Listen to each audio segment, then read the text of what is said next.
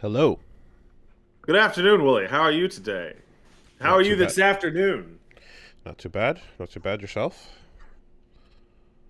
I woke up at noon, and by noon I meant dawn. That's the opposite. Well, it's not the opposite, but I woke up at dawn today. I've been up for hours. It's wonderful. I took a walk. I went and got a cup of coffee. Hey, did you cut your hair? No, it's just I'm just doing Killmonger mode. Okay, you just flipped it. I flip it. You That's can flip. nice, man. You look good. Thank I'm you. actually getting a haircut tomorrow because this shit is just That should, yeah. it, it's a whole fucking thing. It's a whole disaster.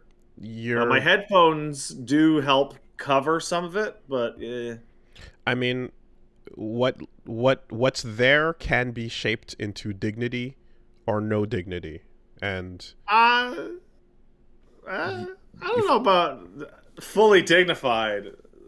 It's like I think just like it cutting just my looks it all looks my hair deliberate off, when it's and lower.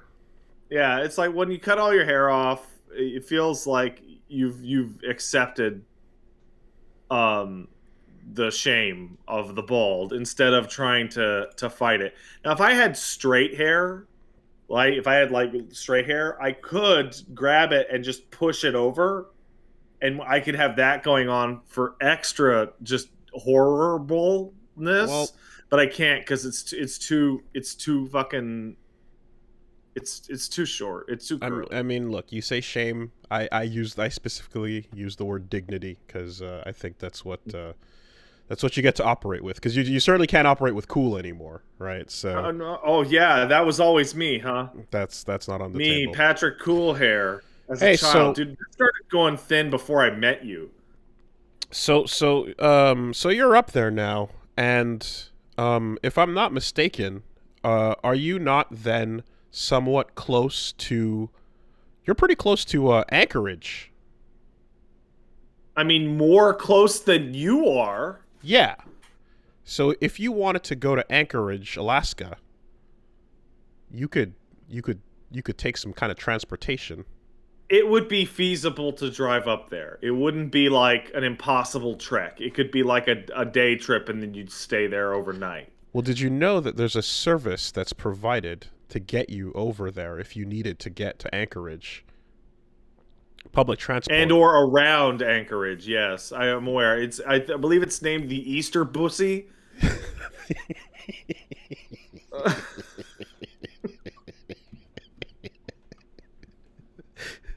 The Easter Bussy has been deployed to get anybody out to Anchorage who wants to get there.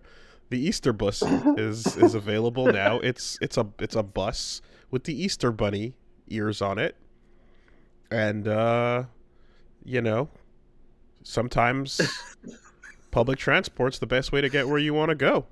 Sometimes you and a bunch of your friends need to just all climb into the Easter Bussy for the weekend. And just see where that goes. See where it takes you. See where you end up, and then climb out 3 days later, as Jesus did.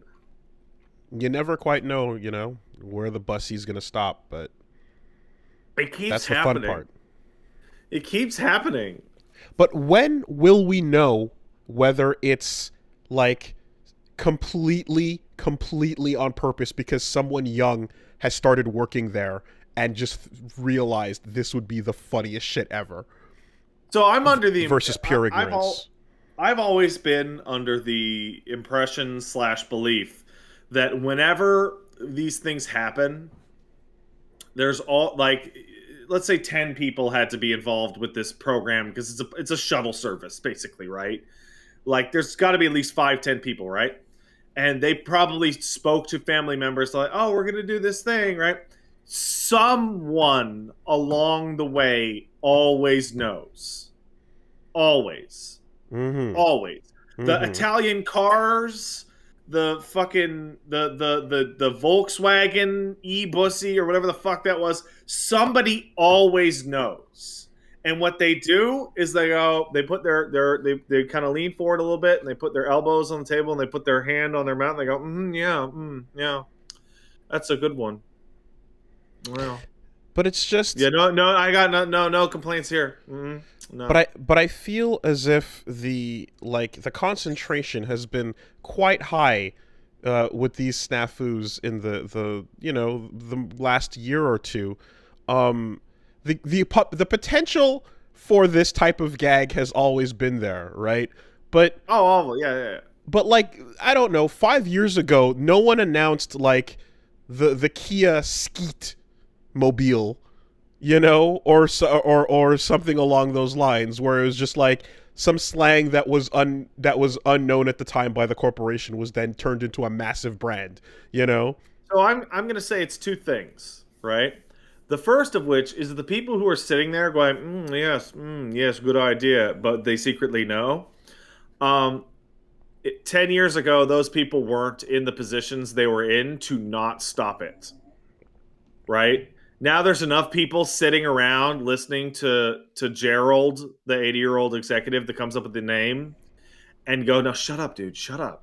No, it's great, shut up, right? And the second thing is that fucking stupid names for shit has accelerated really fast Mm-hmm. in the past decade. Like, there are more awful, fucked up, stupid names for shit every day now than there were in a year back in the 60s because of the internet spread on it, right? Bussy showed up in that like one rap song like 4 years ago, and now it's a word. Now it's such a word that it's tainted USSY into other words. All I know is I'm looking forward to, let's say, for example, let's say in Chicago, right? I don't know, pick a city Right. like Chicago. They Yeah. decided to unveil a super cool public transport tunnel of some kind, and Yeah. you wanted to abbreviate these words together in a way that could imply that a Chicago tunnel was finished its development. I mean, when you unveil that the channel is now available for all Yeah. citizens to take, and that if they take it, they're channeling back and forth to their Yes. various Yes. locations. That's an In easy. so That can happen in in a some matter of weeks. in some cases, if depending on they work on it and they get tricked into making it with the Elon Musk Hyperloop idea, they could call it the Hyperchunnel. Hyperchunneling, Uh, yes, hyperchunneling, in which you can travel one at a time back and forth as fast as you can. one at a time. Yeah, one at a time. Very important. Yeah.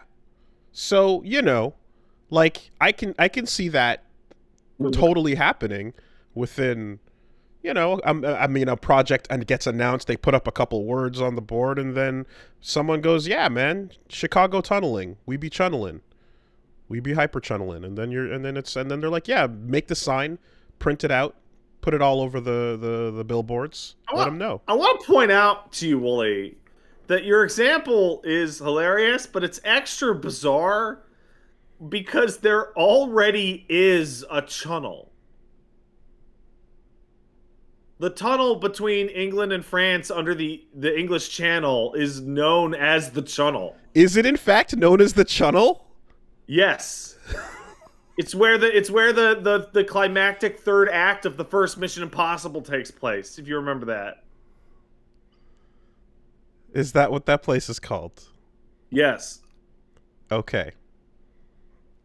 Well, I had always assumed that the sex term in which passing shit back and forth was in reference to English and French people going back and forth to their respective terrible countries.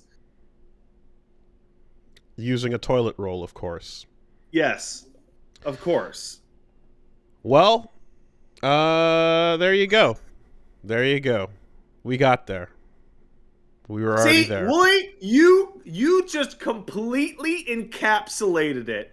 Because even by inventing a term that was real with the Chicago thing and naming it after a swear word, you missed the part where it was already a real word that got brought down.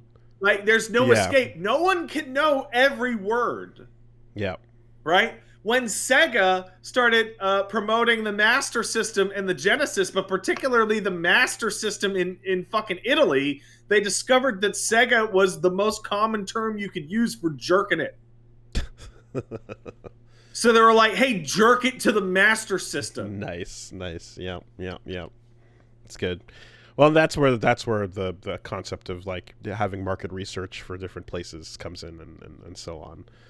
Yeah, that's where like the Wii hit like a brick to the face, where people from a dozen different countries came out and said it literally means piss or your dick. It's not even slang. It literally just means your dick. It's what a small child would call their penis. Yeah. But you know, we've already gotten past the jokes of the PlayStation in and of itself sounding like a fucking BDSM bar. Well, I mean, all video game everything always sounds like fucking stupid dumb shit for babies. So there's no escape. Indeed. Okay, so I don't know if this rings a bell to you, but I got a reminder on my phone today that I set for myself. Oh yeah? I set a reminder for myself for some reason. When did I set this?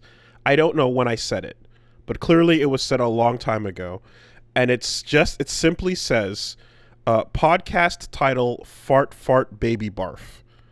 Now, does that ring a bell at all? Was there some point in the past? No, I believe we were talking about how we can't get nominated for podcast awards because the titles are complete horseshit garbage. Right. And that eventually, by such and such a time, we would have disintegrated into shit like just fart baby barf as the podcast title. Okay. That must have been like a year or two ago, at which point then I made a note for myself to say, by this day, actually put that title down so that it'll be confirmed. Good, we'll do it. Okay. Well, technically it's a reminder for next week, if anything, so. Oh, okay, that's fine. All right, good. Next week we gotta... I mean, I had a situation where this dog woke me up in the middle of the night the other night and bolted out of bed. I was like, oh no, what's up? And what had happened is the cat had puked on the floor. And luckily, the cat baby barf was easily dealt with in quick time by this baby. Oh,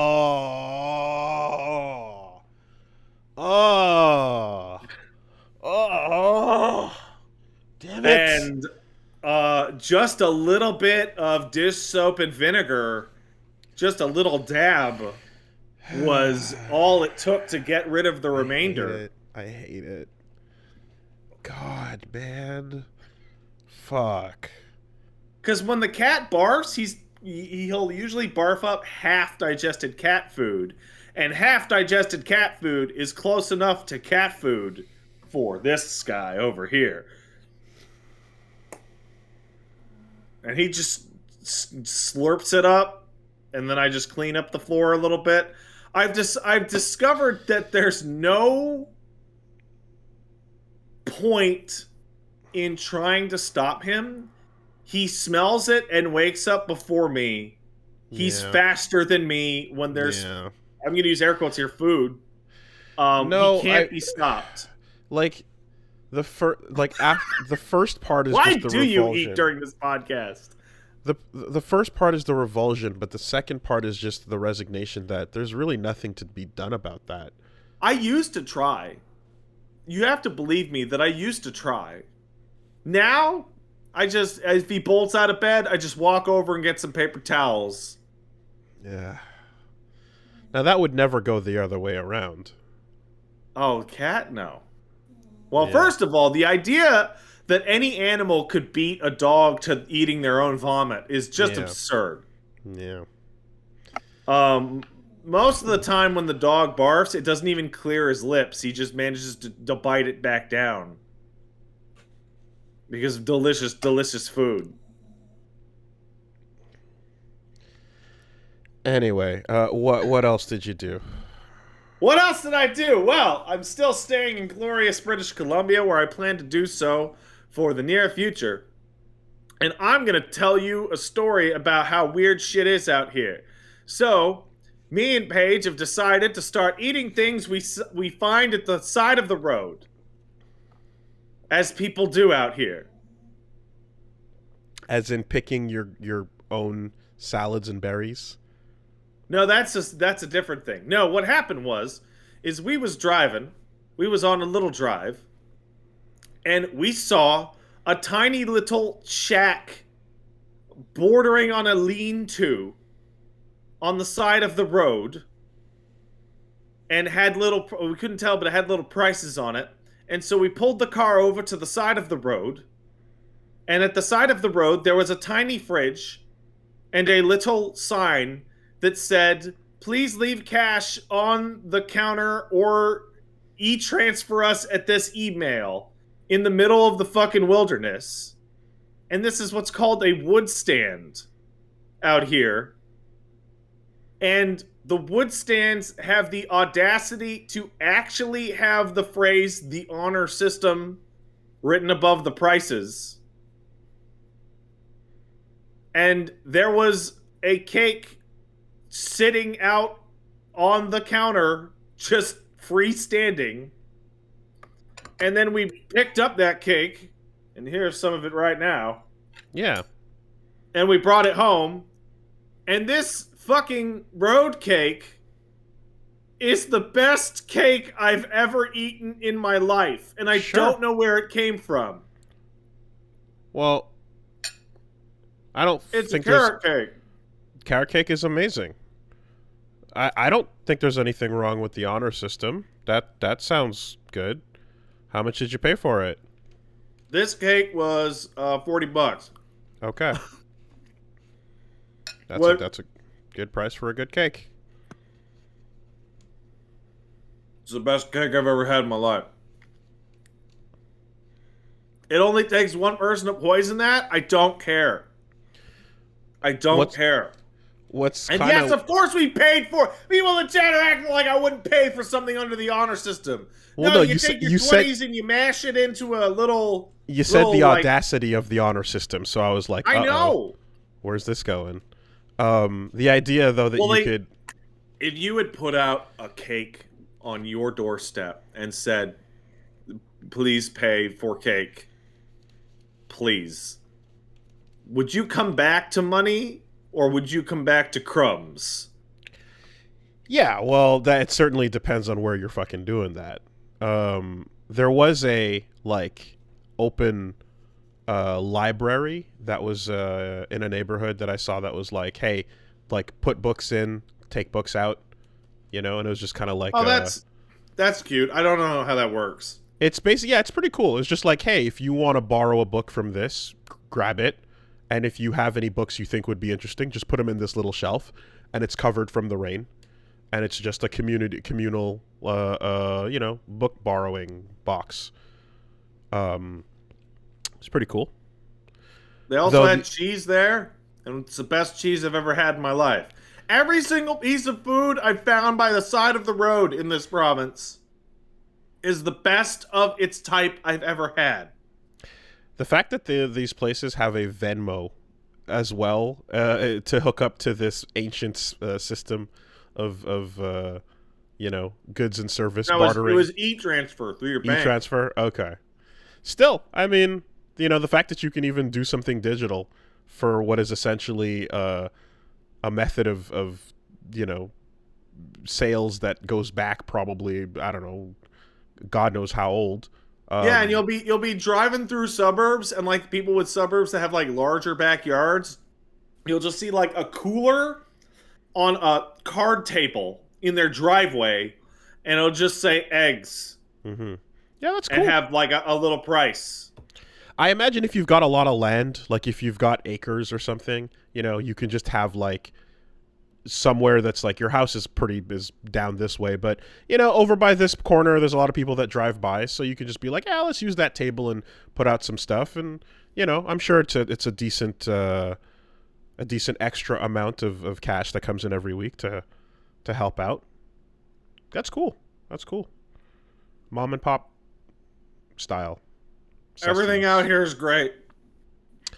It's incredible. Right on. Also, okay. that's the BC story of the week, right? Is that people in BC leave food on the road and it's delicious. There's also like, you know, fruits and vegetables and whatnot, but it depends where you're driving, I guess.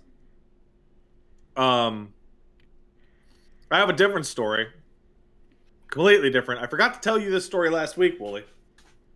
So, I come from a family in which everybody has a dog, right? You always have a dog, pretty much, right? So my mom and dad, unfortunately, a little while ago, maybe a year or two ago, their dog named Stella passed, right? Very sad, very upsetting. And my parents do that thing that all parents do, which is like, oh, we're never going to get another dog. And you go, uh-huh. You tap your fake watch because nobody wears watches anymore. And you wait until they announce that they're going to get another dog, right? And sure enough, I move across the country, they're getting another dog, right? And so we're talking about it, and they're adopting and rehoming a dog from another family, right? So the dog already has a name. And I don't remember what the dog's name was, but it's some fucking French shit like Moufette or Racquoisin or some shit. And they go, well, we're not going to call her that. That's stupid, right? We're going to call her Ginger. And okay, fine. So I call back a couple days later. It's like, oh, how's Ginger? And like, oh, we're not calling her Ginger anymore. We couldn't remember it. It's too much trouble. We keep making this mistake. And I go, okay, well, what are you calling her now? Stella. And I go, what? And she's like, we're calling the dog. We're just, you know, we keep screwing it up. So we're just gonna call the dog Stella. Yep. And I'm like, Mom. Yep. Did you fucking name your dog Stella too? And she's like, I guess I did, Pat. Okay. So, it's more convenient for us than it is for its own identity. Okay. Yes. So, moving on a couple days later, I'm talking to my mom on the phone, and she's complaining. She's saying that, well, I'm banished to the back seat of the car again. I go, why? Well, it's like because Stella doesn't like to drive in the car. The dog doesn't like the car, so I have to sit in the back seat with the dog, so the dog is calm. And I go, oh, that's a shame. She's like, you know, Stella 1 really liked the car. And that's when I knew that my parents have lost their minds. Because the fact that calling the dog the same name is one thing, but integrating the difference between Stella 1 and Stella 2 in casual conversation, yeah, they've completely lost their fucking mind. I mean, look, a dog will recognize the sounds of the name that you call it after a certain point in time, and ultimately, you know, it's whatever. But I mean, this idiot responds to the word Buppus now. Buppus, come here. Yeah. But we call him Mr. Buppus all the time. But there's something that's just emotionally dark about just, you know, like, I mean, there's also the fact that the dog was acquired the day before me and Paige left Quebec. So the dog is Stella 2, but it may also be like Patrick 2. Like, there's a thing, you know how, like, there's a thing where you know how they're like, you don't name a kid until it's out and there and healthy, right? Yeah, you can like you have like some leeway for a little while, even like a couple days at least. Yeah, right. And that's an understood thing, because it's kind of weird if something unfortunately happens and then you just go, well, use it again, right? Like you kind of go like, well, people have names individually, and they That's a should. bit mercantile, isn't it? It's a little, yeah, you know. So I don't think people it's are dark. sitting around going, "You're Taden 4."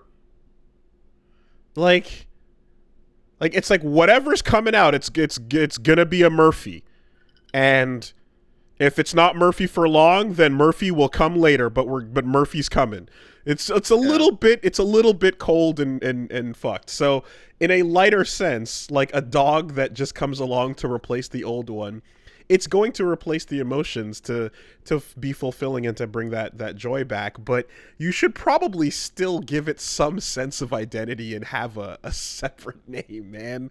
Like the full on name replacement is like, you know what it is? It's when the old house help gets fired or leaves, and then the new young help comes in, and then you just call her the same name as, you know. Yeah. It's like, oh, Conchita. You know, it's like, my name's not Conchita. So, no, your name is Conchita. And that's so Paige and I just sidestepped that shit by in between us. It honestly sounds like an old Will and Grace bit, but like I can't remember the name of the guy who I talked to at my bank, like my financial advisor guy. So we just call him Banker if we need to talk to each other. There's banker, there's accountant, there's lawyer.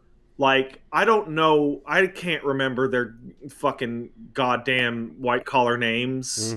So fuck it. I need to talk to the bank man about my bank money or whatever. But there's a difference with a pet in the house that's, you know, again, like it's for your own comfort.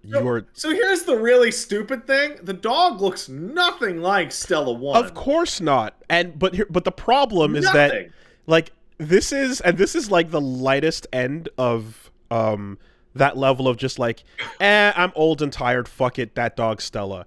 But if you were to take that situation and add more money and more crazy, you can then you can see the through line straight to Barbara Streisand cloning her fucking dogs so that the pets are perfect copies of that first one as they are standing around the grave of their originator.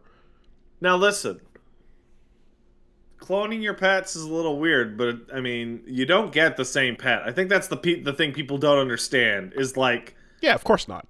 The genetics is one thing, but like the in utero stuff and the kitten stuff and or puppy stuff or whatever. It's a different animal. It's going to look like your previous dog. But either way, that's certainly not what Barbara was going for. Barbara was going for, I want my immortal pet to continue living, and I want you to stop looking at it, photos of it on the internet, please. Clearly. And furthermore, I'm going to create 3 backup bodies so that should any of them fail, the soul transfer can still succeed with the healthiest one. Yes, You know, so your parents are a few steps away from that. They're old and they're sweet. They're doing their best. They just want a puppy. Okay. And they miss having a dog around the house. And also, I'm not going to be visiting for at least a couple months. I'm still in the settling process. So Stella 2 is running around Borkin, and that's fucking weird. Let's see what I got. I got road food. Speaking of 2s, how's Dota 2? Okay, we're gonna go right into it. Okay, so video games. Oh, I'm sorry. Was there? There was not. Okay. That's why I have a napkin here that has things written on it. If you want to dance some more, you can dance. I mean, that's, you know. So now that I'm sitting at a desk, right, and I am sitting in a place in which all the text issues that you and I have both dealt with for a long time because of televisions plus computer games are now gone. There's a bunch of games, particularly mouse and keyboard games, that I can now play without issue. So I figured, let's go give it a shot. Like, I'm also going to play not Cyberpunk, Frostpunk and There Are Billions this week. Games that had text issues on my old setup but don't have issues now. But I decided to try out Dota because I tried out League, but Dota never had the accessibility stuff that League did with increasing text size or anything like that. So I'm okay. Let's see. Dota 2 is the originator of the MOBAs, and it is completely free. Right? That's its big claim. Is number one is that it was the originator. Number two is that it's completely free. And diving into it was totally fascinating. And I really could haha, Wooly only understands things through fighting game like terminology. It's the only way I could think of to describe it. To yourself? To myself and to the audience as I was playing it. Okay. So if League is Marvel, Dota is Virtua Fighter. Okay. It is less flashy. It is more fundamental. It is 1,000 times more complex, and just feature upon feature upon feature upon feature upon feature, to the point where, like, why does this exist? Is it the purest form of what League was trying to streamline? Yes. Yeah. No streamlining here. Apparently, it's been streamlined for a long time over the years. But a good example is in a normal fighting game, when you go to throw somebody and they want to tech it, they hit the throw button, right? And that's how you tech a throw. In Virtua Fighter, the way that it used to be is that you would have to mash out your throw escape per direction in the throw window to hopefully get to at least a 50% chance of teching the throw. In League, when you buy items from the store, they show up in your fucking inventory when you buy them because you bought it. In Dota 2, when you buy an item, it needs to be shipped to your character via courier, which exists as its own unit on the map and can be killed. When you buy an item? Yes. Why? So that if the enemy team sees your courier, they can kill your courier and deny you the items you bought. What kind of items are you buying? All the MOBA upgrade items that allow you to blink, increase your stats, give you health regen. Okay, like not cosmetics necessarily. You're talking about like no. I'm talking about in-game advantageous build up. In-game upgrades. Yeah. Okay. Whoa. Okay. In League, when you click with your mouse and you right click on an enemy, your character will shoot them or move towards them and hit them. In Dota, when you right click on an enemy, your character, because it's based off Warcraft 3, needs to turn in place and then shoot them, which means part of the balancing process is how fast enemies can turn. Right? Can you turn on a dime? Can you not turn on a dime? Okay. And easily the most obtuse and I'm giving you the tiniest scratch of the surface. The most fucked thing that I've discovered is the deny. So you know the last hit, when you get the last hit on the little minion on the other team, you get gold from them? I don't know. Okay. So you know how there's the two waves of minions that come at each other? Mm-hmm. So the early game is called the laning phase, in which you and somebody else in your lane are poking at each other back and forth. But what you're going to try and do is, as the minions fight, you want to get the last hit to kill them so that you get gold from the kill instead of nothing when they die. Okay. Right? And so you're constantly both like juking back and forth with the other player, but also trying to last hit all the enemies. In Dota, not only is there the last hit, there's the deny, which is killing your own enemies before they have the chance to be killed by the opponent. Okay.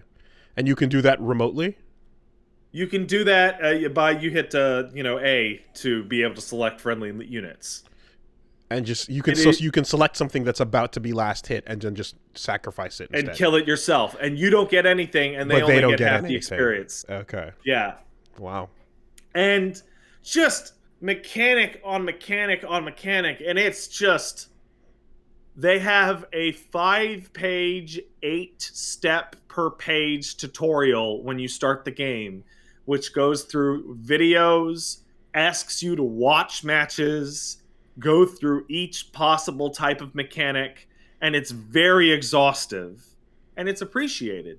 And on top of that, Dota gets to live in a weird psycho universe in which, do you remember me describing I had to use a third-party application to figure out how to build characters in League?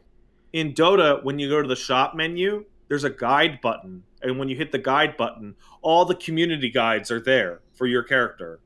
And you click them, and it's built into the interface. It's not a third-party program. It's actually just built into the game. If somebody, like, if you, in a fighting game term, if somebody picked fucking, Zangief or whatever, and you didn't know what to do, you could go to community guides for Cammy, and then it would say, fucking play Dalsim instead. Yeah, that's awesome. Yeah, no. Right? And that's all great. That's all fantastic. It has tons of usability options, has tons of great things, and it's great. And the game is longer, and it's more involved, and it's a ton of fun. And the community is 10 times worse. 10 times worse. Okay, so you did a bunch of solo queue games, mic off. I played a bunch of games with against bots. And then when I was streaming, I went and muted all chat, muted all voice, because it has built-in voice chat into the game. You hit G, you start talking. Okay. Just turn all that stuff off, and everyone was saying, dude, turn that off. You need to be able to hear people for strategy. People stream this game all the time. It's not a big deal. And to which I said, nuh-uh. And as soon as I was playing by myself, literally as soon as I started to play by myself and turn that off, every game had the one guy in it who is telling me that it is a reportable offense to queue into games if you're a new player because you're so bad. Just quit. Dude, just quit. Dude, I'm going to report you for feeding. You shouldn't be in here till you've watched 1,000 games. Just quit.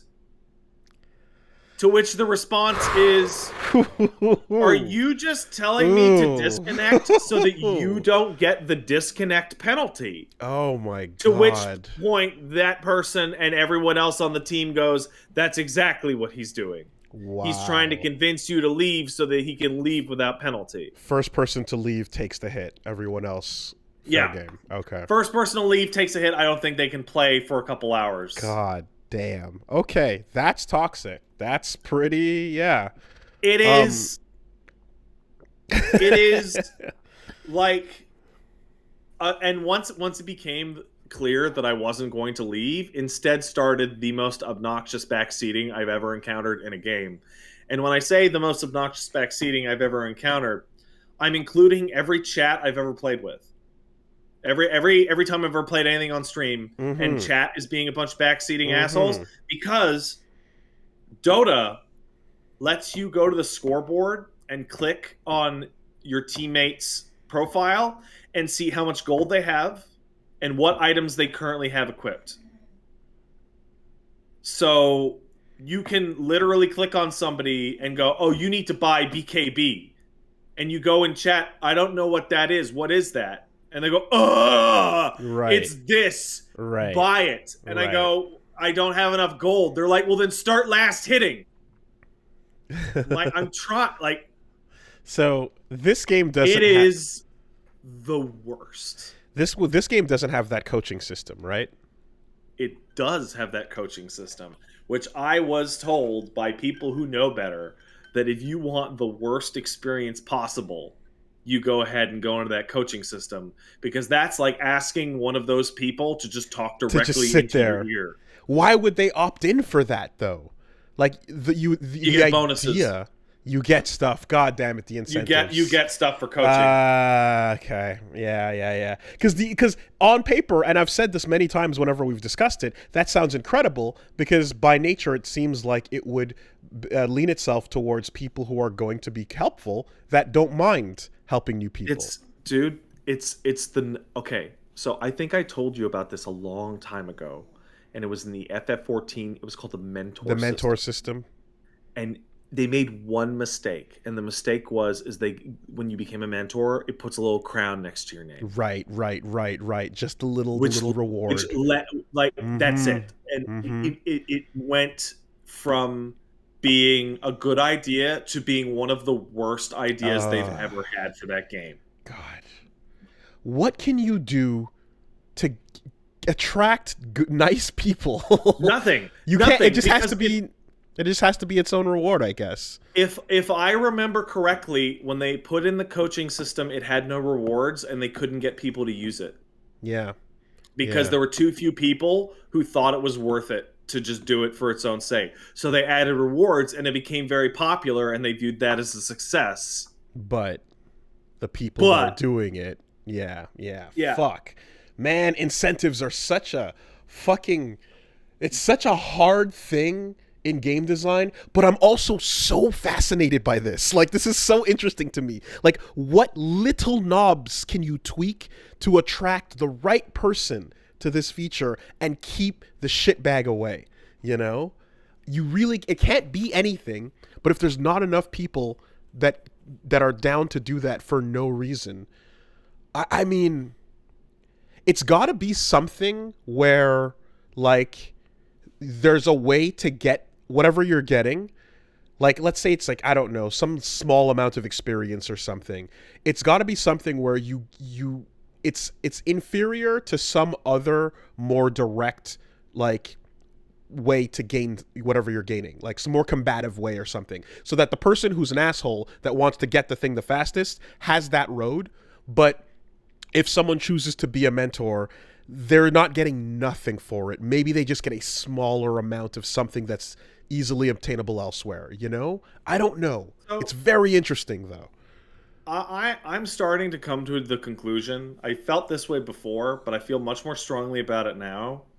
That the reason why Dota is so fucked up and toxic, and why League is so fucked up and toxic to a lesser degree. I mean, on that one, it's really easy. You have to buy heroes in League, so you have some level of investment, so you don't want to lose it. After you, Sorry. Rating system. You get rated as a good teacher, and that has to be given by someone who had a good experience from you. Therefore, the reward is not going to be guaranteed if you're an asshole. But if you're a good teacher and they like what you helped them learn, they can go, hey, this person's pretty good, I recommend them. And that's the crown you get. So that is in Dota. The prestige comes from the student agreeing. It doesn't work. Really? Yeah, well, one, you can boost it because it's free. So people can just do it fakely anyway. Yeah. Yeah. You know, they try to get around this in Dota. That's the right road, though. Somewhere down that line, right? Yeah. Okay, so how about this, Willie? What if, to play in ranked, you had to associate your real phone number with your rank, so that if you were an asshole and got banned, you would no longer be able to use your real phone number. Oh, you can make a Google phone number. No, it does nothing. Like, if you're boosting to get that crown, I mean, it feels like, you know, it, like, I don't know, if someone comes along and has to play through a full-ass slow game of nothing and then just go, hey, yeah, you're a great reviewer, like, I guess that's a lot of work for nothing, though, you know? Yeah. Apparently, the only thing they've been able to do that actually stops smurfing to some degree in ranked is that when you load up Dota, it might be the most intimidating thing I've ever seen in my life. You must clock 100 hours of games to enter into ranked at all. Gameplay, like. Yes. Okay. Okay. Jesus. right? Yeah. So that's the game Uh, itself kind of having that attitude to some degree, right? The yeah. game itself is And also what telling you you're not ready for this. Get the fuck out. and what that leads to is when this dude is screaming at me for being new because he Mm-hmm. has 7,000 hours. What is he Mm-hmm. doing being match made with me? I go, then why aren't you playing ranked, Oh, you're in son? casual match. You're in player Yeah, match. I'm in unranked player matches. Right. Otherwise, this couldn't happen. True. I thought you were playing So ranked for a second. Right. Okay. yeah, no, why are you so right? Yeah. Yeah. Yeah. I have But to. I've come to the. Oh, sorry, after you. No, I'm. You mentioned it earlier, and I'm super curious. When you kill a courier, Yeah. how badly does that set you back? Is that the difference between like literally just losing that entire phase of the game No, completely? no. I believe the courier will respawn, but it respawns like minutes later. Oh, you don't just lose all your money and get nothing. No, no, no, no. It's Okay. just you've delayed it by 2 minutes, which Because can that be okay, fine. serious. Fine. All right. Go on. Um, I can only come to the conclusion that it's the design that makes people this way. Like the way that these games are designed is specifically tuned to make it the most frustrating experience conceivable for people who really want to win. And the way that I can break this down is I'm a brand new player. I've played some bot games and I played on stream and I did the tutorials, right? And I load in and it's all pick unranked, right? So it's whatever goes basically, right? And so the four guys on my team are talking about what characters we should have and what types of characters they should have, right? And everyone picks their characters, and they say we need a carry, which at this point I'm not super sure what a carry means, right? And someone says CK is a carry, and we'll be fine. This is the point where I say, "Hey guys, just let you know I'm new here. Apologies if I don't do very well." To which they respond with "Oh fuck," and 1 second later the match starts, and they say CK has to go north, and it takes me a minute to realize they're referring to me, who's playing Centaur King, because I don't know all the goddamn acronyms. Yeah. Okay. Okay. And I now realize that I think we may have lost from before the match started.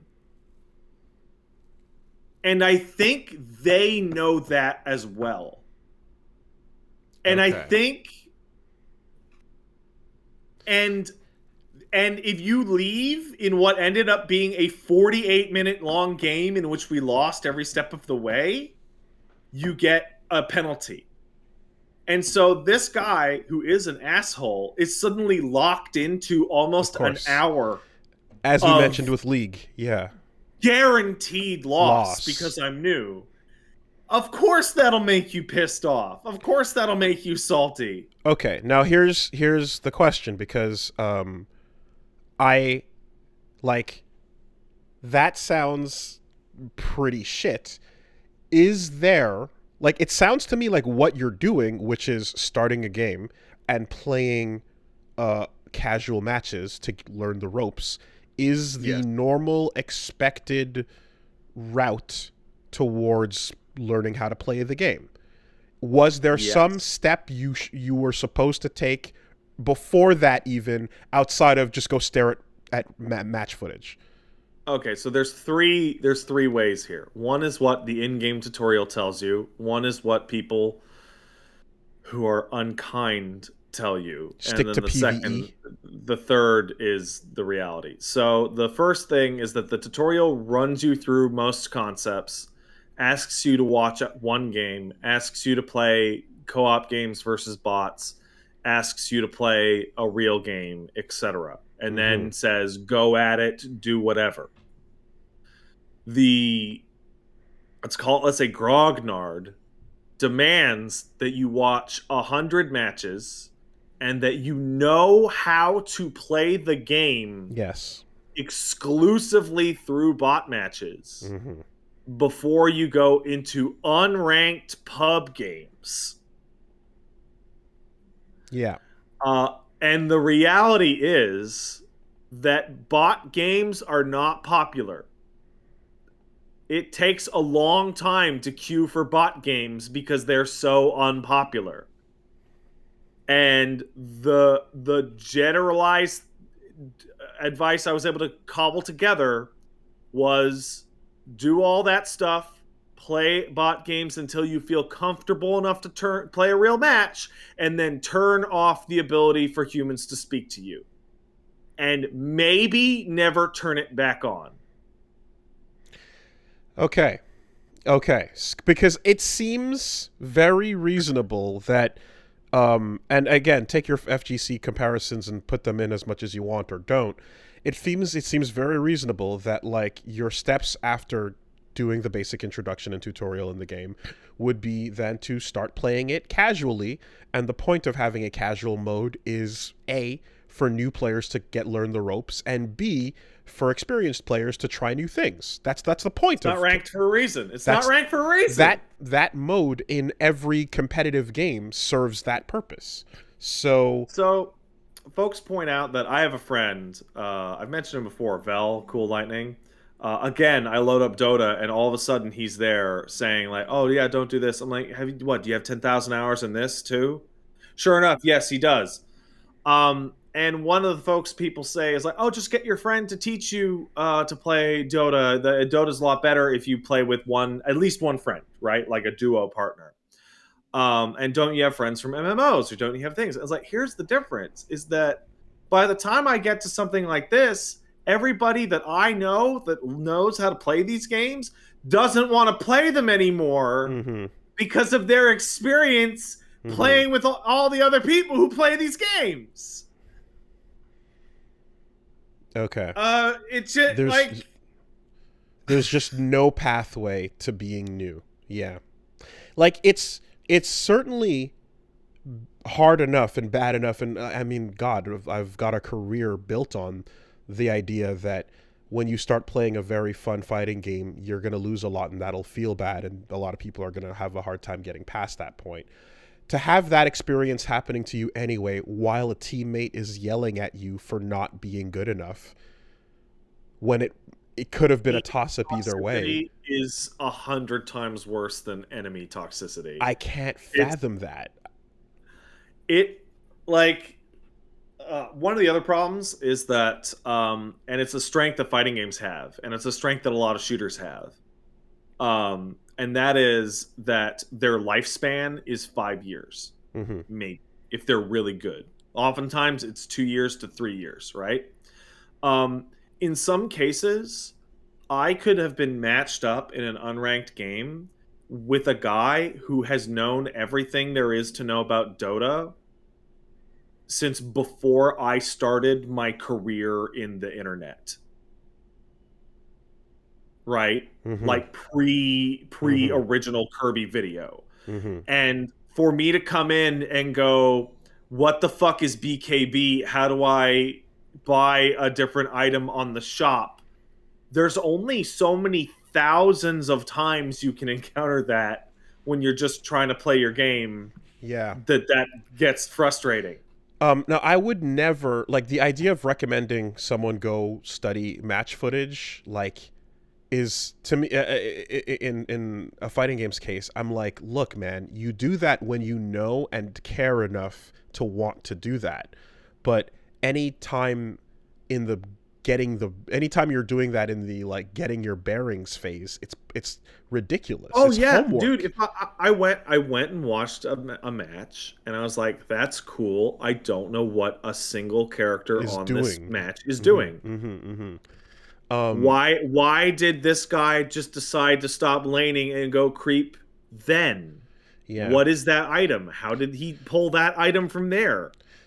Well, the impression you're giving me here is that this is gonna kind of be another category where at least to me, I would never consider this without having friends fill all teammate slots. This would be a At friends least one, only like game. legitimately, at least one, and then turn everybody off. It is. It is.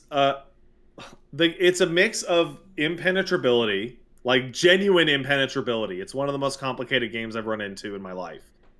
And you learning is ruining another person's day. Yeah. Yeah. Like, not just in the abstract. Like, I'm well aware that I'm like the only guy on the team that is just getting eaten up and feeding. And I'm doing my best, but it's just, and that's not a good feeling in and of itself. I'm not just losing for me, I'm losing for 4 other people. I mean, I feel like even if these toxic people were to tell you, like, "Hey, go queue with a friend. That's the best way to do this," it'd be a helpful the line. part that actually hurt my feeling was that one of the guys in that chat were like, "Oh, don't listen to him. It's fine." Mm-hmm. But near the end of the game, he's like, "Hey, man, maybe you want to go check out some match footage before you re-queue again," in like a really nice way. But I'm like, Oh, you were like the nice kind one. condescension. Like, oh no, that's Yeah. oh no. No, you can't you can't dump people with match footage homework as the "how do I play this game" answer. Certain no, but It's like gonna be my second match. that's crazy. That's crazy. Yeah. Ugh, man. What an Yeah, no, interesting like conundrum. more than anything, if there was like a single thing you could change, a single thing you could change to cut down on toxicity on these things, it is match time. Hmm. Every single second that you are in a match that you know you have lost is just rolling, boiling fury. So Here's an there isn't even a surrender option in Dota like there is in League. oh, you all In can't League, agree people to can tap out. in League, if the majority just decide we're just gonna give up, you can just forfeit, and that counts as a proper loss, and you're out. In Dota, no. Hmm. Play it. Play it to the end no matter what. And there's no separate queue for people with like training wheels, right? There's no like, okay, you're in your first 10 games here. We're going to queue you up with other people. Supposedly, that's supposed to be the queue I picked, but MMR matchmaking will prioritize getting you into a match faster Mm-hmm. than getting you in a match with the same With your people around the peers. same skill level. Okay.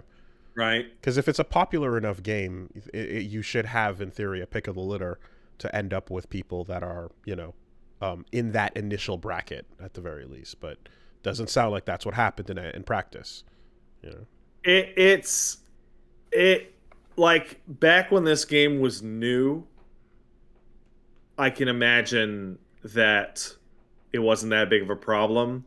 But the average level of play Mm-hmm. is maybe for me 200-300 hours away, and the idea of persevering through 200-300 hours of play while being like negged by my fucking teammates every step Mm-hmm. of the way Also, has no appeal.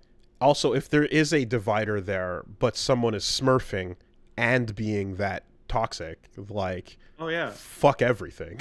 Like you're not even So supposed to be. so Why are you yelling about the integrity of laps in the kiddie pool? You know, like so one of the interesting things is that because Dota's free, smurfing's a nightmare, yeah, yeah, right? yeah, yeah. So what they do is they had the restrictions on rank, the 100 hours and such, and apparently that cuts down on smurfing quite significantly once you get past that first rank. But what it means is that the unranked queue is an absolute smurf pit. It's Hmm. people who will just play tens of thousands of matches and never leave the unranked queue because they don't want to have to deal with actual matchmaking. I mean, So the only option available for the new player is to be forced into the shark pit instead of the kiddie pool. yeah. Like Yeah. the kiddie pool starts at hour 101 minute. Yeah. And here's and the thing is too is that like once you're playing ranked, like then that nice guy is going to also become that toxic guy because it's ranked, right? Yeah. Like that's where it Well, gets see, serious and real, and especially like if I was playing ranked, here's what would happen. I would fail every single fucking placement match. Right? yeah, Get kicked to the absolute bottom. bottom of the pile. In which, even though I'm going to run with Smurfs from time to time, my other average player is going to be approximately the same skill, so I'll at least get to feel like I'm playing the game. When so I didn't even talk about this. When you dive into unranked fucking whatever, I didn't get to play the game at all, dude. I might as well have been an NPC fucking XP machine for the other team. I didn't know what they were doing. I got blown up in every engagement, and then the level difference showed up between us, and the guy in my lane's 5 levels higher than me, and I can't do anything. Like once the item and level differential becomes high enough, I could sneak attack him and do all my abilities perfectly with all of my shit perfectly, and guess what? He still has so much more HP than me. He'll win no matter what. These sound like bigger issues than League's. The ones you mentioned with League were predicated around you still being able to play, you know? They're there. The difference with League is that it's faster. That's it. That's it. And Dota is very snowbally. This is why I don't know if you played like 3 matches of HOTS to get that Overwatch. I played 3 matches of HOTS. But one of the things about HOTS that was specifically meant to solve this is the team levels as 1. In HOTS, there is only the team level. And so when it snowballs in HOTS, you just fucking lose. Because the everyone on the other team is stronger than you. So you just lose. Instead, in the Dota matches I played that people were mad at me, we were in this situation where even though we were 5 levels underneath the weakest guy on the other team, because the towers and minions are strong enough, it still took them 18 more minutes to beat us. A match we couldn't have won and couldn't forfeit. Oh, man. Yeah, so I'm sure that there's fun to be found, like, once you put the work in and you like what the game is asking you to do and fulfilling those roles. It's fascinating and interesting. I just thought that... So there's so much depth, and it controls well and looks good and feels good. It feels great to play, and it's a great game that you unfortunately have to play with other Dota players who are also playing Dota. And I just kind of assume that anything that is like you know, like anything that is on the profile of League of Legends or Dota to the video game industry, like massive empires of the industry that are like, you know, they're huge amounts of attention and revenue and player bases and massive communities, all of that. I would assume that after X amount of years, decades, that like these games will have created some of the most sophisticated onboarding systems any video games would ever have. Its really onboarding shocking. System is absolutely, completely very sophisticated and impressive. All the tutorializing, but because of the game's extreme depth and team nature, the end of how much can be onboarded and the beginning of the real game is still a violent transition. Easy. Yeah. Okay. And it's filled with people who actively resent you for getting into it. Huh. Fascinating. That's fascinating. And here's the part that is like the saddest thing.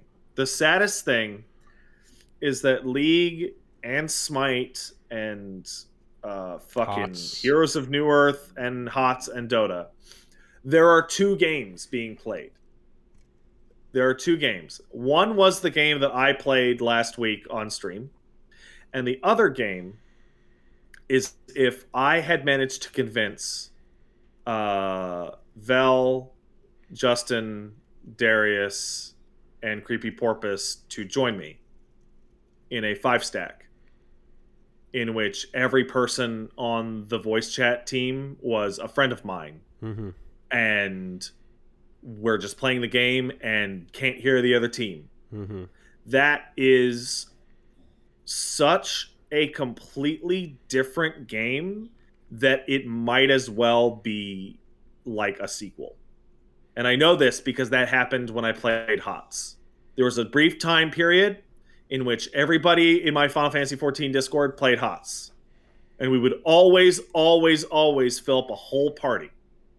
And that was such a fucking wild difference between solo queue, even in that game, that they might as well have been like a different genre. Wouldn't somebody who's, because the way you and everyone I know has been playing 14 has been part of a guild as a group with that communal experience as well, wouldn't someone playing 14, which is, you know, a great game, but doing it solo entirely, also have like a really negative experience by comparison to the one that you guys have on a regular basis? Okay, so here's the reality of that. Is the problem not just solo queuing versus queuing with friends as a concept in everything? No, and here's the difference. This is the most important part.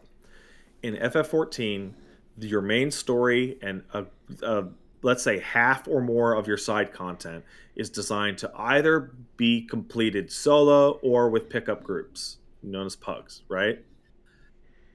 No problem. Right? Oh, I want to do this old EX trial. We'll unsync it. You go in with 5 people. Bing, bang, boom. It's done. Right? Oh, I want to do the Alliance raid, which just came out like last week and is fantastic. You do it with a couple of your buddies or nobody solo, whatever. The group of 24 will muddle through. Right? So most of that game is meant to accommodate somebody who doesn't necessarily have a social group associated with it or friends that play. You can either play solo or, let's say, acquaintance-ish, right? Using Party Finder, using the tools in the game. It does turn into a different game once you get to what's called Savage Rating or Ultimate Rating, in which it is high skill, perfection, high perfection or pseudo perfection needed.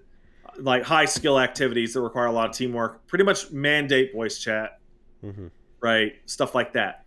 Basically, once the content becomes hard, maybe 5 to 10% of FF14 lives in that space, right?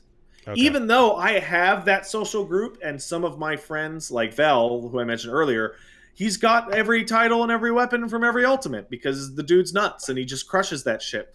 I don't play that stuff with them because it's not really particularly in our tastes and also the times that we are able to play together, right? But if you are a dedicated solo player and you have not made any friends playing the game and you decide that you want to get Ultimate, get ready for a world of pain because now you are in the expectation of going into PFs and being figured out whether or not you're good enough to join it. Do your times match up? Are you good on communication? How's your parse? How's your this? And then you do all of that only to find out one pull in that the group that you joined sucks ass and will never clear, ever. And so off you go, back out to the next one. There are people who do all of what's called an extreme trial through Party Finder. Right? And the experience of doing that, which is not that hard, but hard enough to wash people out through PF, means, hey, is this a farm party? Yes, absolutely. We have it on farm, which means you can do it consistently to get rewards. You load right in. Hey, guess what? 3 people in here died to the first mechanic. Time to leave. Go find it. I'll make my own. This guy's complaining that we're not using this strat, which doesn't work as good. But this guy can't tell his left. And just you're diving into the mass when it's hard. When it's not hard, who gives a shit? None of that floats to the surface. right? Okay. But when it is hard for about 10% of it, yeah, it matters. The difference here is that for 14, 10% of the game creates this atmosphere, right? With Dota, It's the whole thing. it's the whole game. There's no Mm-hmm. part of the game that doesn't do this, Mm-hmm. except I guess playing against AI, but that's not really the real game.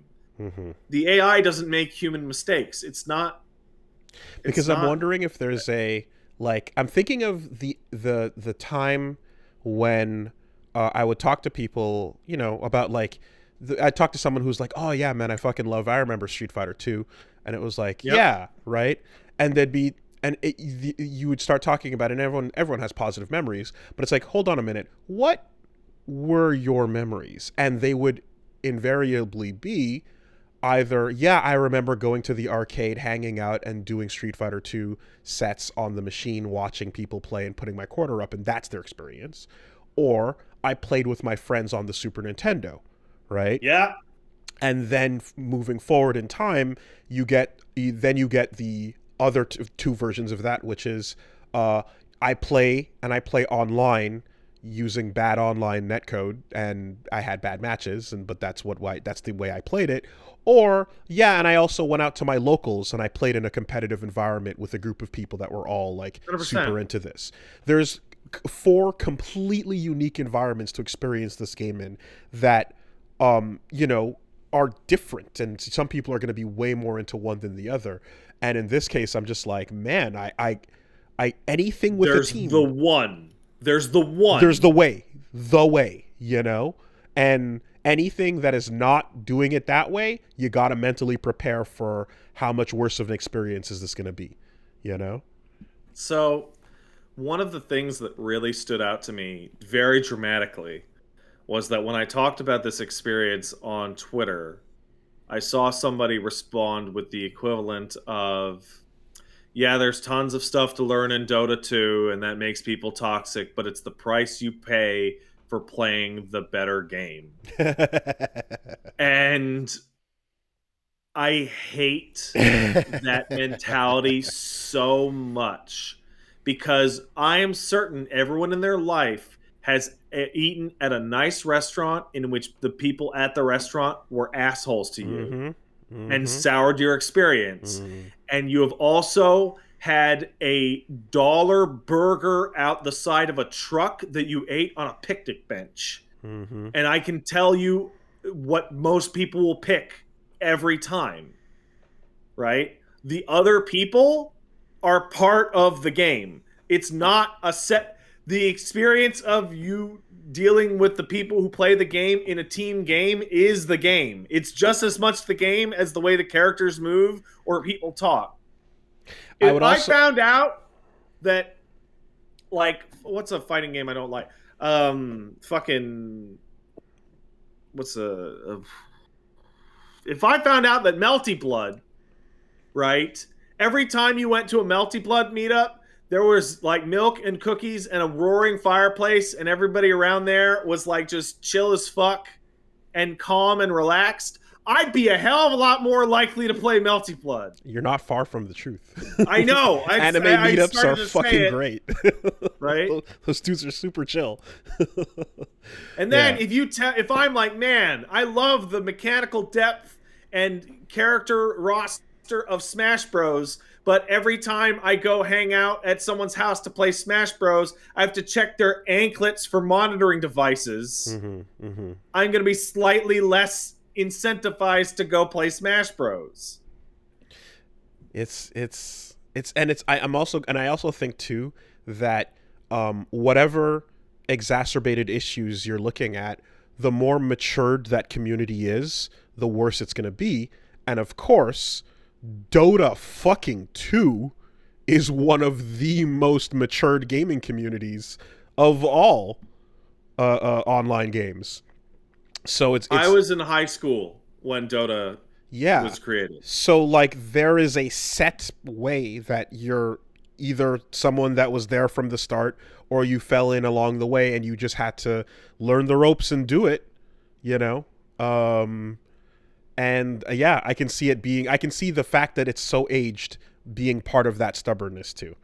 But Yeah, the only real solution there is, like you said from the start, it's just like get a friend, get a friend. Otherwise, that sounds impenetrable. You know. So you know what ended up being an absolute perfect companion piece to this Mm. is FF14 completely redid their entire PvP. Ground up, completely 100% different. Every single ability in the old PvP thrown away. Hmm. The old standby mode called Feast in the garbage. It's gone forever. So completely new thing. It's called Crystal Conflict. It's 5 versus 5, and you're pushing a payload, and it is functionally a MOBA. Mm-hmm. Here's the difference. When you win, you get 900 experience for your fake battle pass. When you lose, you get 700. You cannot speak to anyone. And matches are a maximum of 5 minutes long. That's great. Guess what? That's great. It's been a massive success. Everybody loves it. That's great. That sounds solid. Yeah. Yeah. Right Losing gets you just as much. You can't talk to people. And you hit buttons and it go big fun and you win and you're like, yay, I did it. 5-minute commitment. 5 minutes. If you go into overtime, it goes to like maybe 6 minutes. That's crucial. That's fucking You crucial. don't even have time to get mad. Mm-hmm. Mm-hmm. Mm-hmm. You just go. Yeah, yeah, yeah. Nice. If the match is going like shit and you're going to lose, you are already re-queuing by the time you would have been mad in any of the other last games one. we just mentioned. Yeah. Like you could have multiple like idle conversations doing a complete match and being like, oh, whatever, next one, and just jump right back in. Oh, yeah. And you can't party up. Oh, it has to be. It must be randoms. Oh, interesting. With no voice chat. Nothing. Okay. So what they had happen with the old one called Feast is you could queue up as a duo, and Lord help you if you were a team of 4 people that were randoms against a duo, because you were going to lose. Yeah. You're like, there's no way around it. You're gonna lose. That's interesting because you sacrifice like some people in a co-op. Some people like it's more fun to be able to do modes with your friends, obviously. But in a game that's all about that, there's a billion other things to do with your friends. You can have a dedicated mode here that's not, and it'll be okay. You know. Yeah. So interesting. Okay, I really have to run to the bathroom. Oh, I have to go for it. So a quick break. Be right back.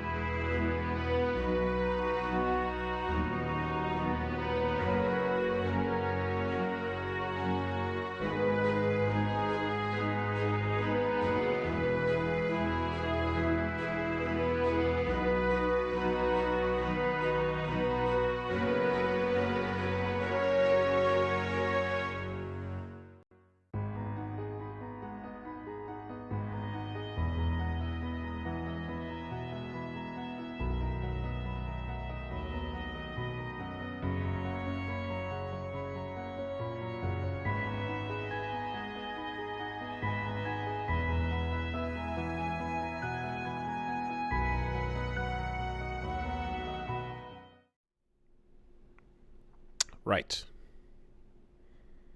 The fuck were we talking about? Just the new FF14 PvP system. Oh yeah, it's good.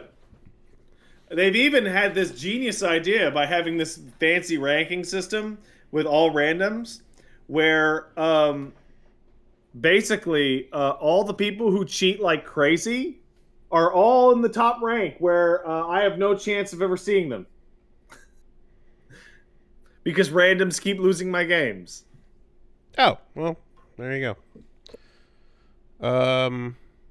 And I'm assuming that there's like no like multiple queues for this type of like little thing, or there's no like a high-low Ranked and casual, unranked, and that's ranked it. unranked. Okay, interesting. Well, that's reports from the Dota front. I see.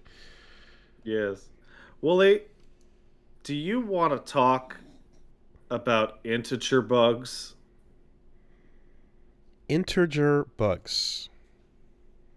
Do you want to talk about QA and the housing crisis? Because boy, do I have a fucking story for you. So that's in the docket.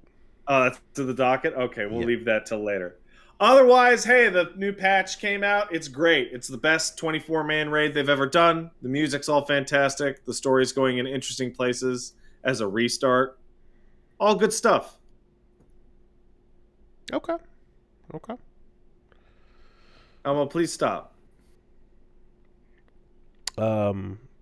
Anything else of note this week? Not for me. What about yourself? Well, tell them what you're going to be streaming. Oh, right. That shit. Okay. Over at twitch.tv/parrot at staresat over at 4 p.m. West Coast time, 7 p.m. East Coast time. On Tuesday, I'm going to be streaming the new 2.0 stuff in FF14, and then I'm going to stream Frostpunk, and then There Are Billions, and then on Friday, which is my birthday, I'll be just fucking around in Elden Ring. Okay. And that's it. There you go.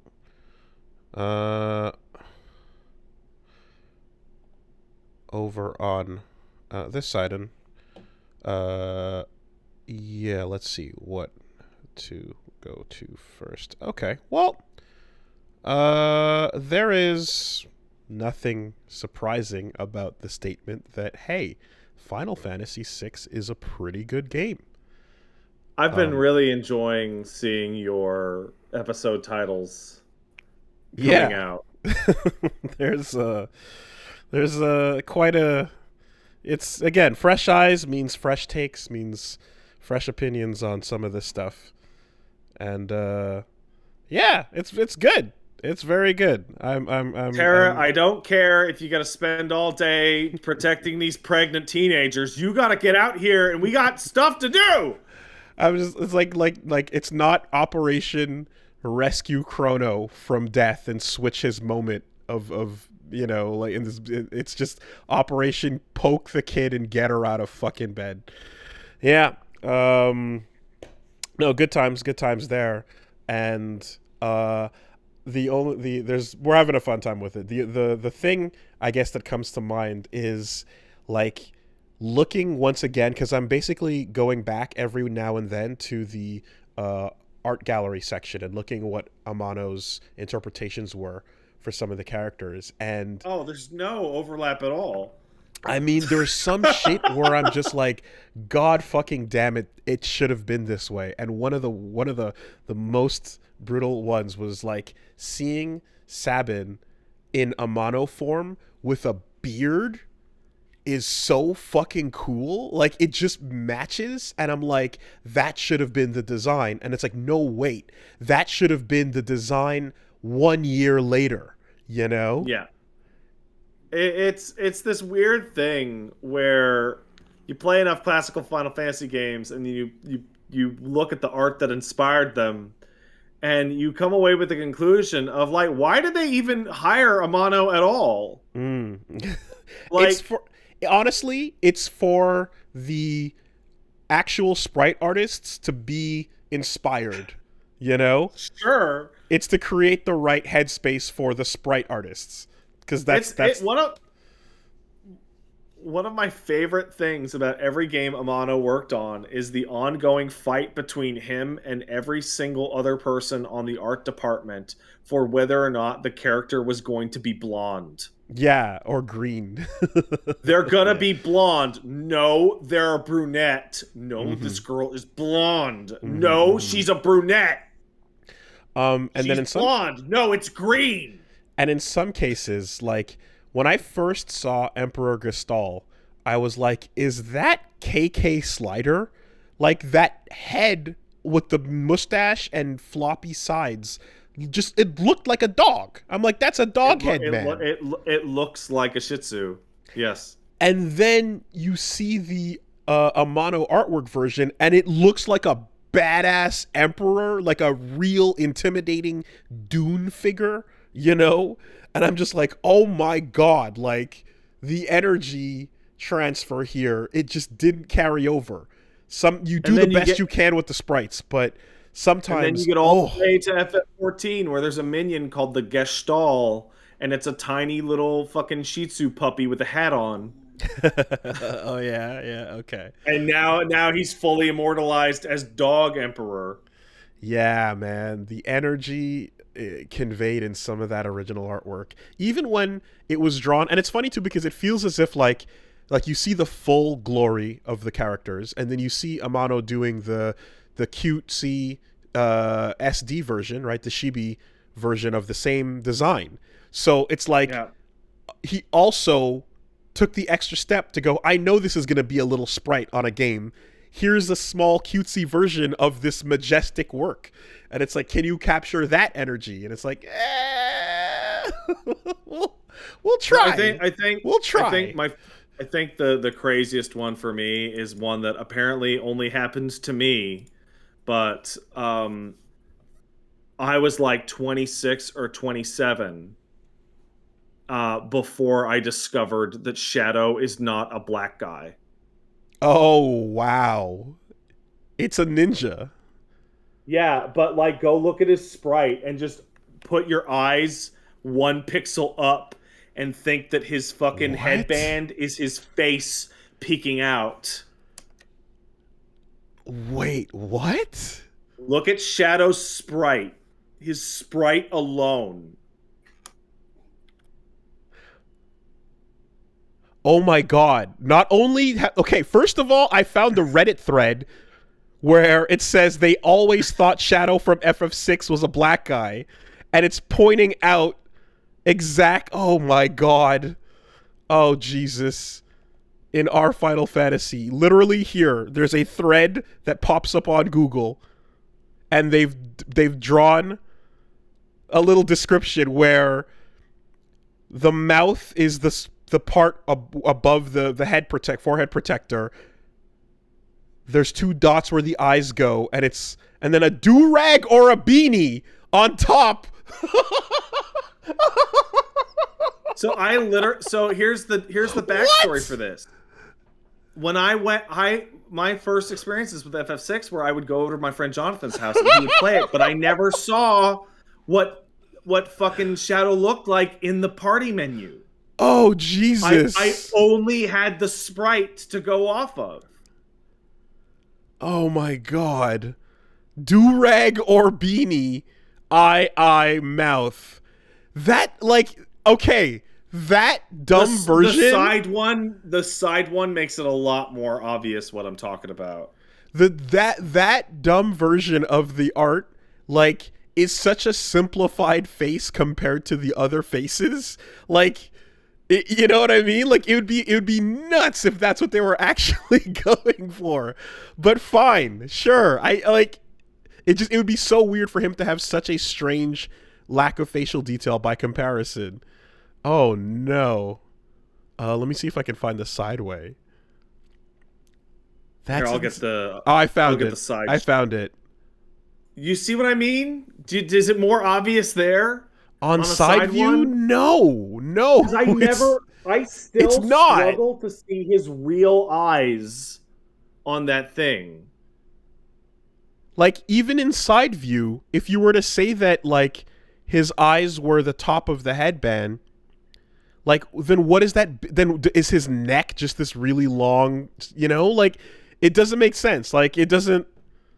No, even in side view, it doesn't make sense. I don't know. This is, you know what this is? This is the fucking it's seeing the Robotnik machine as Oh right. a giant face, Captain Video Games or whatever. Yeah. Oh, jeez. Okay, well here's the thing. What about when you pause the game and his profile picture comes up? I only saw that when I played it in college.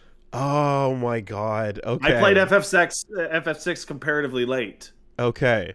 Because I was going to say that, like, the saving grace, or not the saving grace, but something that goes a long way. Once I see a sprite, and then they join your team, and then once they join, you pause it, and you see their actual artwork that is a sprite version of the Amano work, and then you go, oh, Bannon is a big, crazy hobo.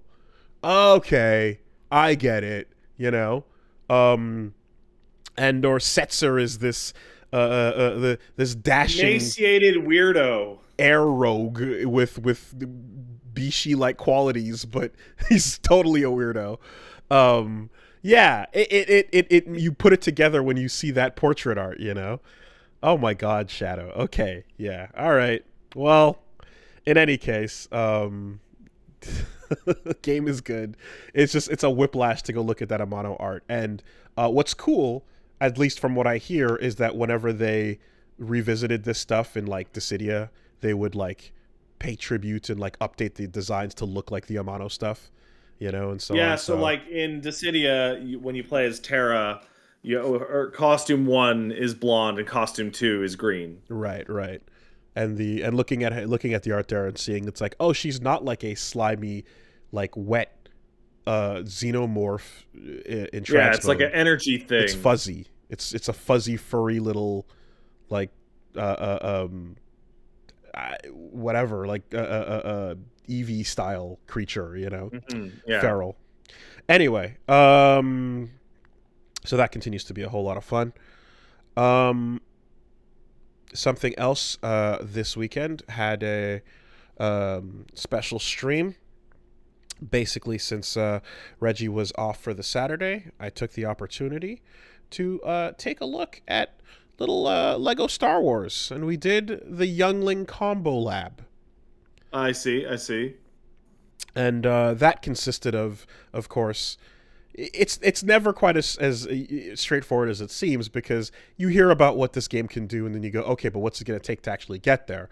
And in this case, it means like getting the game, realizing like step 1, get Lego Star Wars, install it. Step 2, realize that this is all 9 movies with a bunch of full story, levels that require you to play through them to progress, and then do multiple unlocks of like extra bricks you're finding to unlock extra characters and yada yada yada. How do I get to the fucking younglings? Step Wouldn't they 1 be point, at the beginning? No, because you're starting at the beginning of A New Hope, so you've got a long way to go. You're starting on with R2D2 and C3PO on the bridge with Leia. You've got to go through all of the movies. They can't do kid combos. Can't do that. So, step 1.5, hit Google, look up that save file, and install someone's file that has already unlocked all that shit, and just skip all that. So, pop that shit in, change the language back from Russian to English, and then immediately go to Jedi Academy or any other location where a youngling might be. And then, of course, once you've picked your Jedi, pick your secondary character as young Anakin. Yeah. Who will follow you around anywhere you want to be. And go nuts. Have fun. So that was a pretty good time. We got to look into it, the system itself, and see how character-specific certain combos could be, how the game, for some reason, has this built-in flexibility to its combos that allows you to even do this, you know? Sounds like somebody went above and beyond on their off time.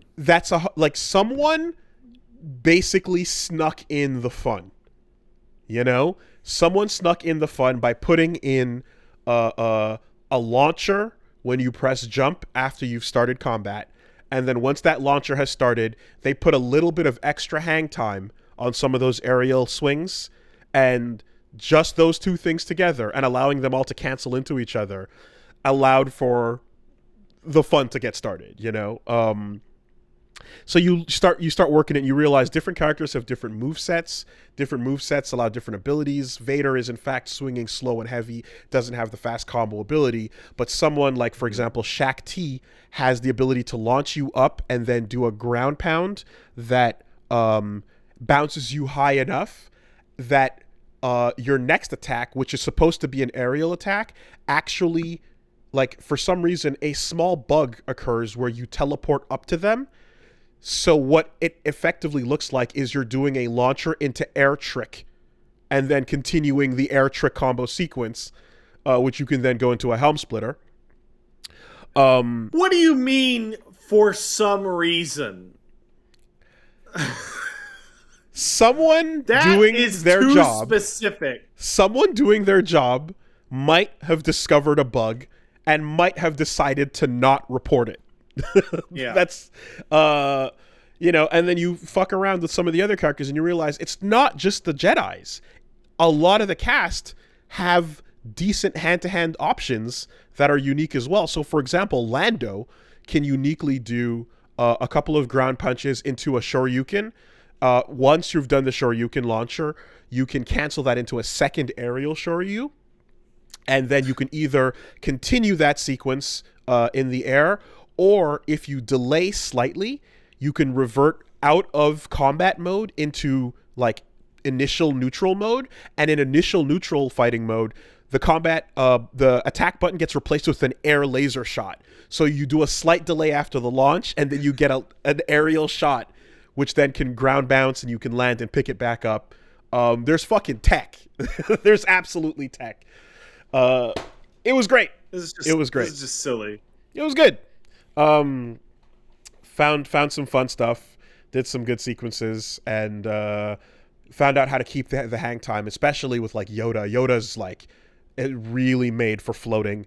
Yoda can just like stall out in the air all day. Some characters He's not a fucking ace combat plane, dude. Some characters have the ability to do like a falling star that'll depending on where you land it, it'll either hit directly or the AoE will hit. If you hit directly, it's going to bounce backwards, table hopper style, and then you'll be able to depending. Some people can't do anything after that. Others can go into a helm splitter. You know, it just, and there's hundreds of Lego characters, so there's lab to be found here, right? Lots of characters, lots of moves, lots of possibilities. So of course, I'm not that surprised when I get a message from Hitchhiker, who's just a picture of his theme saying Lego Star Wars has been added to your account, with a message saying, I'm going to make those kids wish they could die. And then as I start the stream out and I'm going, Hitchhiker's like, okay, so I've already modded in so that the lightsaber toss can now become a round trip. And also, I've modded in a proper void so that you can just go straight to the lab on purpose. And I'm like, this is what we do. This is what we do. I'm loving it. I'm glad that Sun High Legend is making combo videos and putting them on Twitter. Like the action game community is looking into it, and they're quite satisfied with what they found with Lego Star Wars.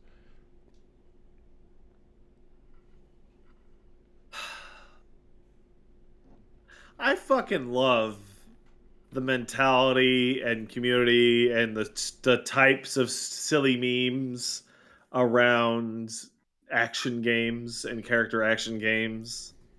It's always so fucking positive, and it's always like, it's kind of like skateboarding, like almost like, yeah, yeah, you think that's cool? Look at this one. I mean, it's just, you're playing a game where you mash buttons. And then suddenly you realize that, like, you can launch and then restand an opponent, and you go, oh, oh wait, hold on, there might be more here, and it's something, a neuron gets activated, you know, and I mean, look, man, it's fucking Lego Star Wars at the end of the day, so. You know, I'm not gonna go out there and tell everybody to go spend $70 on the gag, but what I will say is, if Yeah, this that's is, a bit much.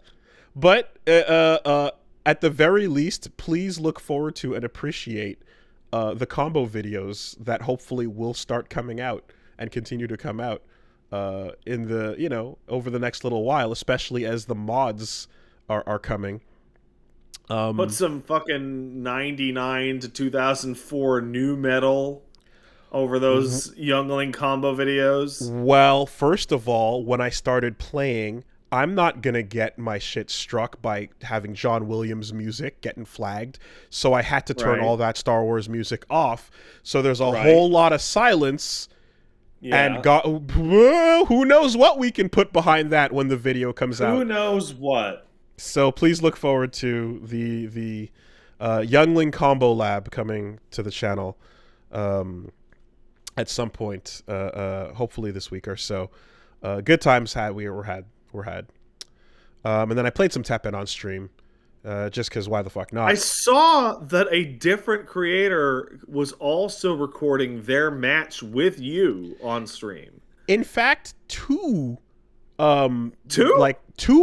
people were recording their matches at the time that I happened to play against, and yeah, that tweeted it out and went like, oh yeah, check it out. I was also, you know, thing, and I played against Willie, and I was like, oh shit, that's cool. And in one case, the dude was like, hey, yeah, you inspired me to get into this game from the last time you streamed it, and I was like, oh wow, that's fun. So yeah, we had a really good. The one that I saw was like, can't respect Big Green. Yeah. But Wooly does a great job explaining the game to his audience, so no hate. That was fun because yeah, like you see from their perspective, they're like, oh god, of course he's gonna do this. And I'm like, yeah, no, it's pretty cool. We do it over here. You know, I'm like, I don't know, whatever. We're just having fun. But yeah, that was interesting to see both sides of it. And I also like, it's interesting too because there's these moments where, like, for example, on one of those matches, at the end, I've done something before where like, if there's a chance at a comeback, but it's very very slim, it'll oftentimes rely on somebody overplaying. Like they'll just be like, the game's already settled, but I'm just gonna do an extra turn here, and oh shit, you gave me an opportunity, right? And I've just been playing that way because I'm like, yeah, I don't know, play to win, right? If you can, up until the last second, I'll surrender if it's like, okay, absolutely nothing's happening here. But in some cases, I can pull a comeback out, so I'll just play to the end. And in the match, like in the video, the other video that was recorded, the player was like, okay, so it looks like the match is about to end here, and right before the end, Wooly is displaying his hand. And so out of respect, I will also display my hand so that we can show each other what hands we had as as like a gentleman's kind of move. And I was just like, right, oh no. Okay. And I was like, no, I don't know any of the courtesy to any of this. That's not what I was doing at all. I was just what were you doing? I was just trying to do a last minute thing to see if they would do a move and give me a chance at a comeback. Like, you know, like just, I don't know, whatever, stall for time, anything. like there's a definitely a high level Teppen like courtesy world or like thing world that I don't know anything about because I don't pay attention to it because I've just done my own thing the entire time. So I feel as if like there's probably gonna be some stuff where I'm supposed to do something or not do something and I don't know about it, you know. I had that exact experience this past week where I'm in voice chat with my pals and one of them's just like, these motherfuckers in PvP, we're starting it up and they're spamming good match, those absolute pieces of fucking shit. And I'm like, I say good match when I start a match. Is that a problem? They're like, yeah, you're supposed to say hello. Because when you start with good match, that's you saying that the match is already over. Yeah. And I'm like, but they're pre-selected things, and the hello option is hello with a period, which reads as sarcastic to me. And they're like, no, it's definitely don't say good match. And I was asked a question by a different person. Do you say GG at the beginnings of games? And I went, yeah. I say, good game, everybody. Let's have a good game. I've been No. saying that since 1994. No. GG is for the end. At the beginning, it's GLHF if you want to say something. Good luck, have fun. Okay, no. Back in the mid 90s, you said it at the beginning, and I just never changed. Yeah, that's BM then. That is BM. You know? Anyway, so I don't know. I feel as if, like, I Let's might have have a just. good game, everyone. I feel as if it's quite possible that, like, I've made it to, like, because there's tournaments as well that you can sign up for, and I feel like it's possible that, like, I've made it to a ranking where I'm like, whatever, like top 64 or top 32 at Evo, but I don't know about handshake culture. Yeah. And I'm just like, okay, thanks everybody, take care. And I'm just like, dude, no handshake. And I was like, what's a handshake? I don't. Oh, what? What's Oh shit. Anyway, I know under good. Terra, there's the waving emote that you can use, and then there's the put your palm to your fist like little respect emote. Oh yeah, And yeah, yeah. using those at different times means very, very different things. Mm-hmm. If you Mm-hmm. use the respect emote anywhere between the first 5 seconds and the last 5 seconds, it's BM. It's very BM. Mm. There's times where you can feel um there's times where you can feel BM, but it's not quite certain if it is. Like, in Teppen, when you do an action card, you have, like, whatever, like 5 seconds for it to resolve, or you can, in those 5 seconds, do your own action card, and it'll do the 1, 2, 3, 4, 5 response thing. But there are times when, like, the match is over, you're 1 pixel away from being hit for the final amount, and there's nothing you can Yeah, the do. kill shot. Yeah. And we're in that action phase, and we're staring at it, and it's like, you can resolve this 5 seconds right away to just end it faster, but instead you decide to let it play out as slowly as possible, hoping that they're gonna either surrender or, and it just, Yeah, and you're I being a think little bit, like, just a little bit of BM in that moment. I think what might be the most interesting like gray area is when you're guaranteed to lose is forfeiting a BM or is not letting them see their attacks play out the BM, Hmm.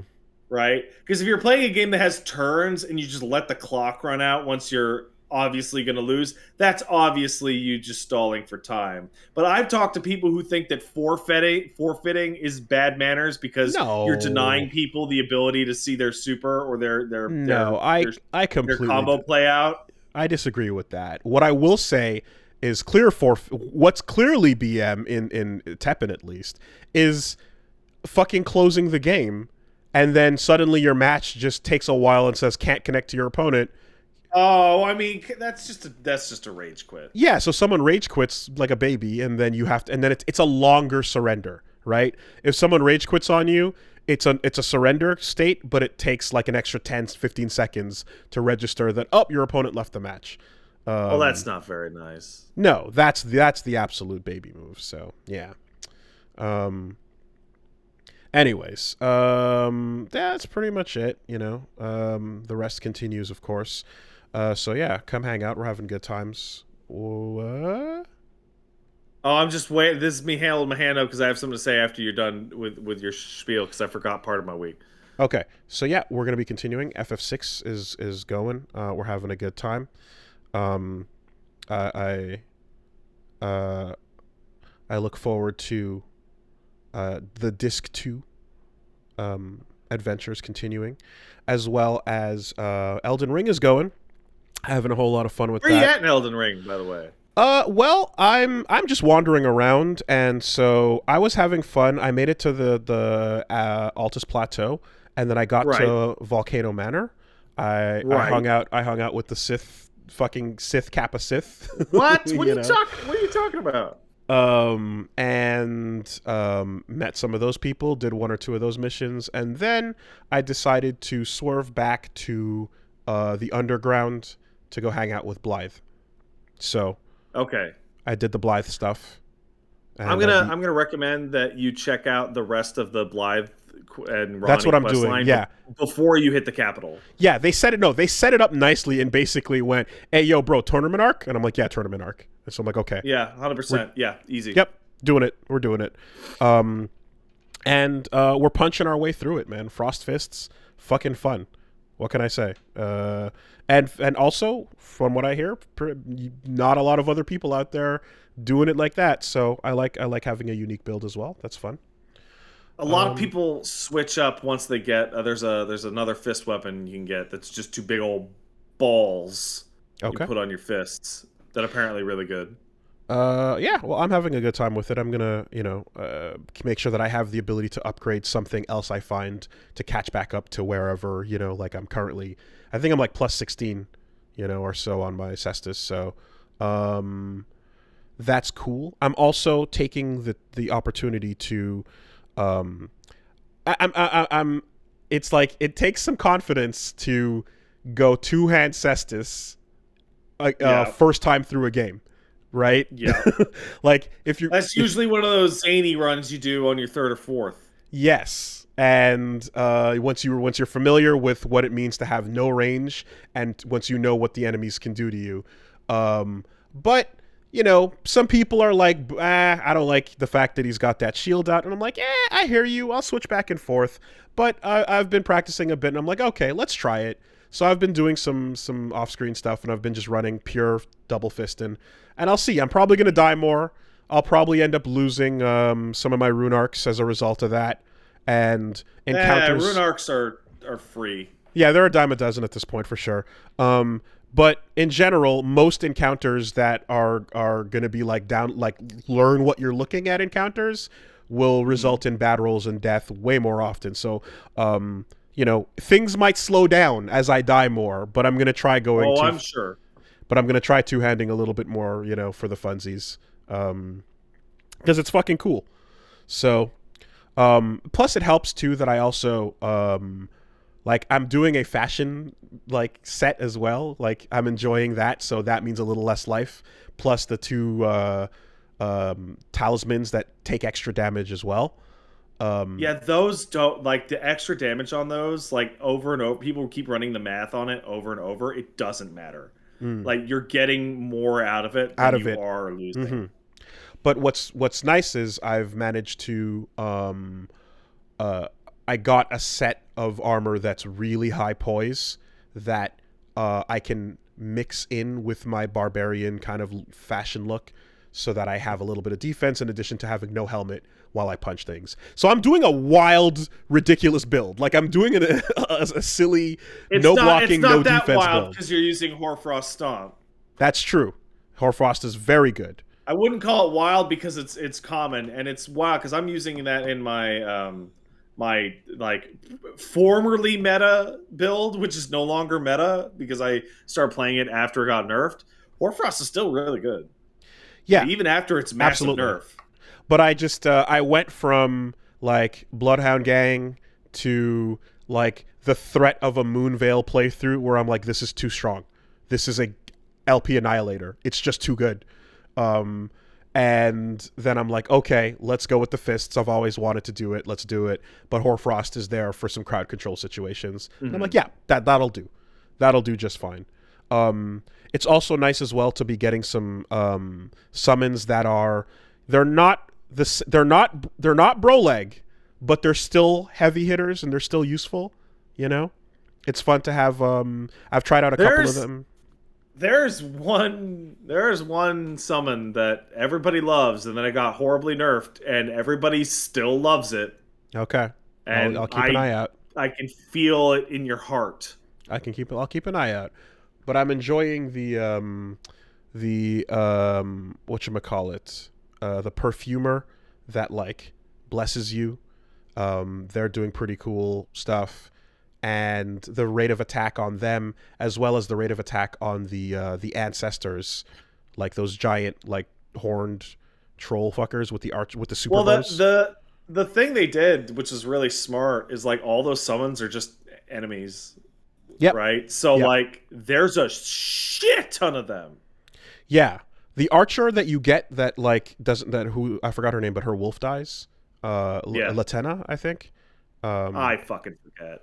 but like she has amazing range, but like that fucking ancestor can move and do his charge shots and then do close up melee when he gets rushed down. So Oh, did you see the bug people found with Latenna that implied that she used to have more stuff going on? I heard someone mention it to me. I don't have the full details, but I heard that there's something about her riding wolves. So if a wolf enemy like runs into her, she clips on top of them and rides them around as a single unit. That's fucking crazy. That's insane. I heard something about that, and I even I heard like, like yeah, if you're near a wolf, you might see a unique interaction of some kind. I didn't see anything or notice anything, but like, wow, that sucks if that's gone because that's really cool. Um, huh. Well, in any case, I did deploy her in my tests, and she just shot all the wolves, and nothing happened. So, Mm-hmm. um, but yeah, so we are moving through that stuff and having a good time with the build. That continues, as well as, like I said, some Teppen videos and some Lego Star Wars coming down the pipe. So tune in over at Wooly Versus on YouTube. And yeah, this week on the Twitch, we're going to continue with those LPs. And on the plan for, I think for Saturday, because we didn't get to do it this time, Ultimate Sonic SmackDown, as well as something else. Excuse me. I think maybe Cross Tag Battle, since they both got rollback. So let's do that. So yeah, that's it. So the thing that I forgot about for my week is that I had actually never seen the X-Files in my life. So Paige and I decided to start watching it. Oh. Couple things. I don't need to tell you that the X-Files is great. Mm-hmm. I've The seen X-Files random is episodes obviously and it's great. good. What I do need to tell you is that the X-Files, I remember growing up and the X-Files was like the hottest thing. And now I'm looking back at the X-Files and you start in the episodes that start in 93 and you're like, oh man, this feels like watching something from the fucking 70s. Mm.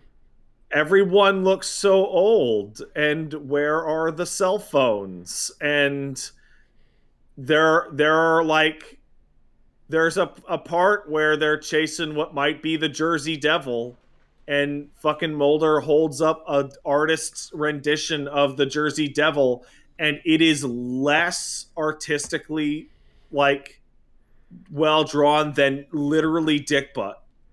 Like it is a child's drawing. It's up there with Sonic. Any show that lasted the duration of the 90s into the aughts before wrapping up had to confront the fact that cell phones and life changed at an insanely quick rate. Yeah. You know, like, I mean, early Seinfeld has a lot of that weird problem where it's like, this is a different planet from the one you're going to end up on. But X-Files... Early Seinfeld is like the absolute pinnacle of the cell phone destroyed plot. Right. But X-Files was always for me just a like whatever episode is randomly airing on Sunday, I'll just sit down and watch that, but I never watched it in order. Yeah. So it's great, but it's also a time travel show now, which hurts. I also didn't know it came out so fast after Twin Peaks. When did Twin Peaks end? It was, I want to say Twin Peaks ended in 91.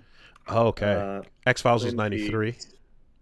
Twin Peaks was June of 91, and X-Files kicks in 93. 2 years later. Mm-hmm.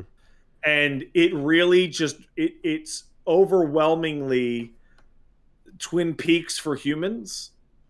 Like, if a normal human being wanted to be watching a show that took place in the Pacific Northwest about aliens and ghosts and shit, then they could watch the X-Files, because there's a character on there named Dana Scully who's like, shut up, Mulder, that wasn't a fish man. Mm-hmm.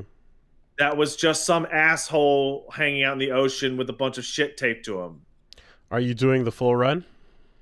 Yeah, the full run. It's also wild because like Mulder and Scully are constantly traipsing around in the woods, like constantly.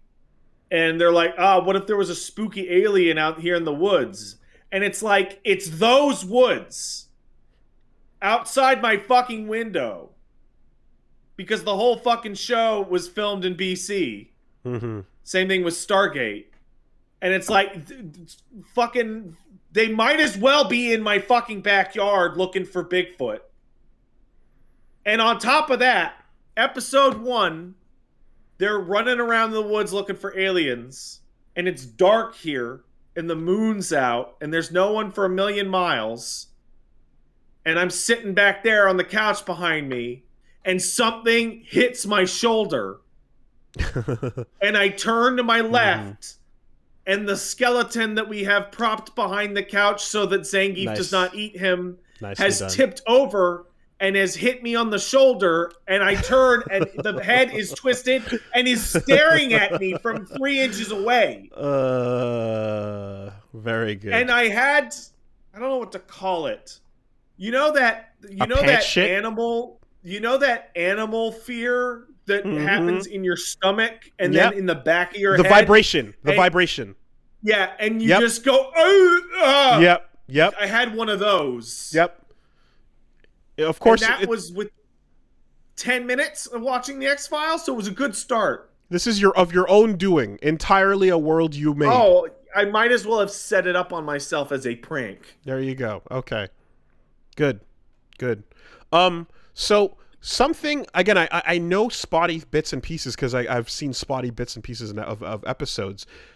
Do they mention in episode 1? Do they establish and whatchamacallit, Mulder's sister as a plot point at all? Mulder's sister shows up in episode 3 as the story. Okay. So right away, like, season 1. It's right away. Yeah. Okay. Right away. Okay. It's like this Who's Who 90s thing where like Seth Green shows up as like a 16-year-old stoner. Like in one of the very first episodes, but before he was Seth Green, he was just some fucking kid. Malcolm in the Middle David style. Duchovny, who was a Twin Peaks character, is now a different like weirdo character on this. It's fucking fascinating. It's fascinating. Everybody's picking up landline telephones all the time. I don't understand. And smoking indoors. Well, that's one of the most famous X-Files characters, is the cigarette-smoking man. Yes. Love smoking. Man. It's hard to explain to the kids who was born anywhere after 96, I want to say it was, which you could still be 28 now, right? And be born in 96. But, like, people loved smoking. Also, they loved smoking all the time. I remember, like an actor that was in a movie that was taught that like had to smoke for a scene was describing how, like if you smoke anyway, you're like, oh, that's great. So I can just rip butts in here, and that'll be my thing for the day. And then 2 takes in, you're like, oh fucking God, get this thing away from me. And they're like, nope, we still didn't get it. We got to keep going.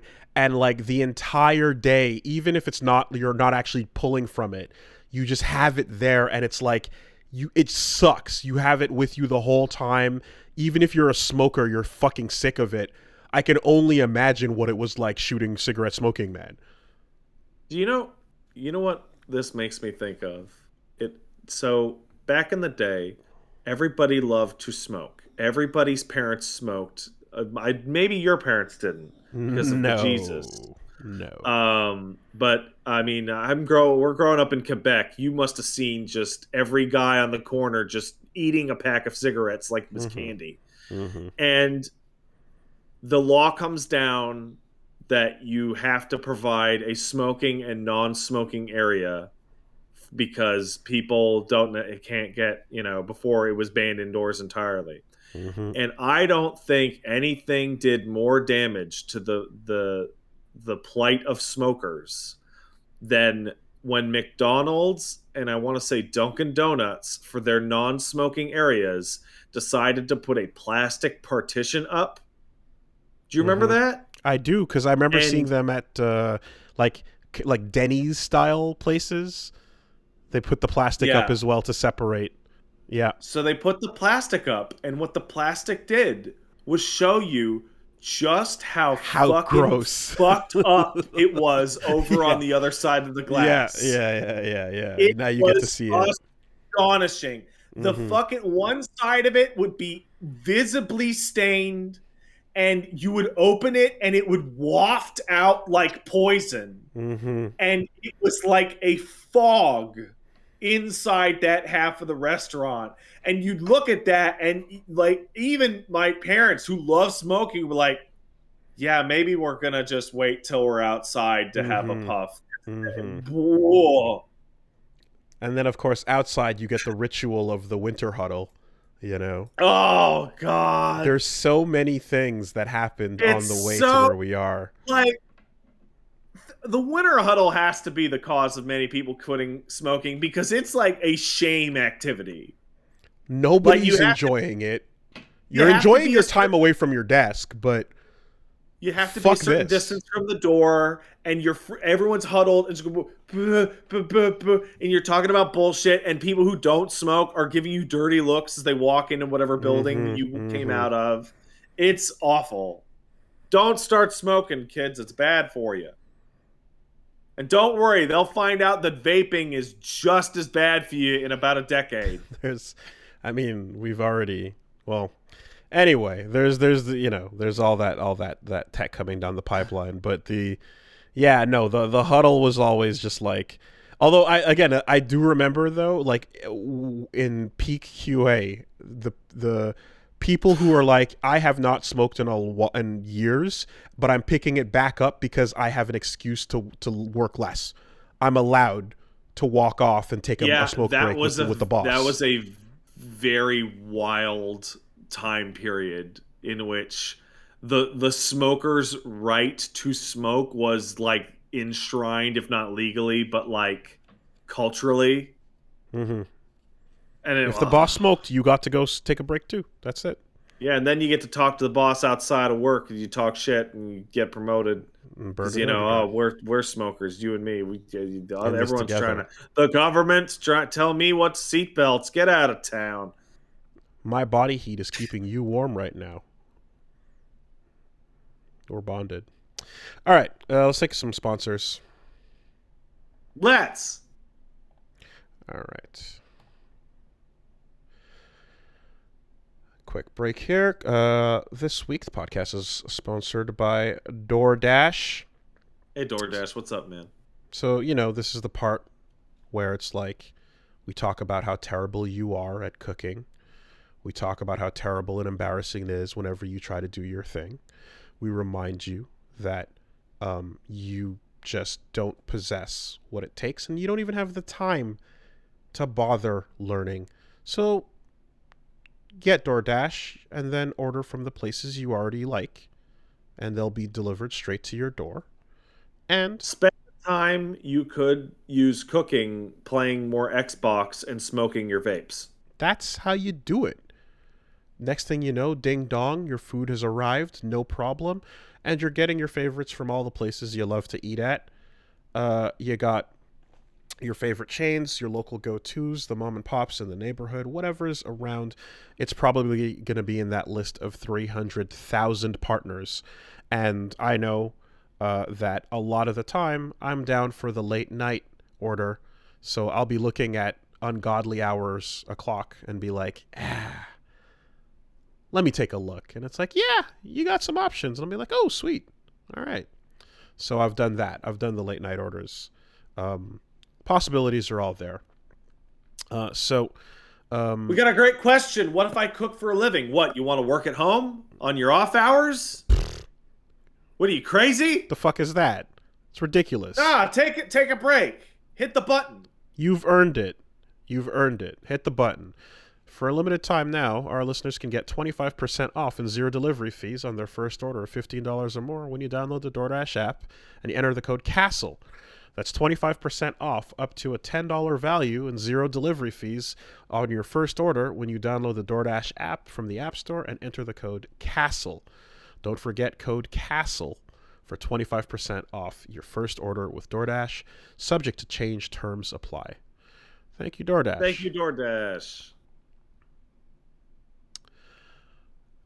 This week, as well, we are sponsored by Honey, and honey is not the thing that you get from bees, although I saw... It is pretty sweet.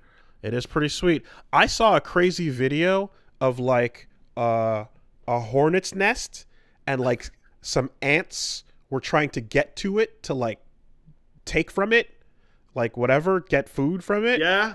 And the ants created a full-on suspension bridge of ant bodies connected to each other that formed a U from a roof all the way down and back up to the hornet's nest. Okay. And the engineering of this feat was unbelievable. It was incredible.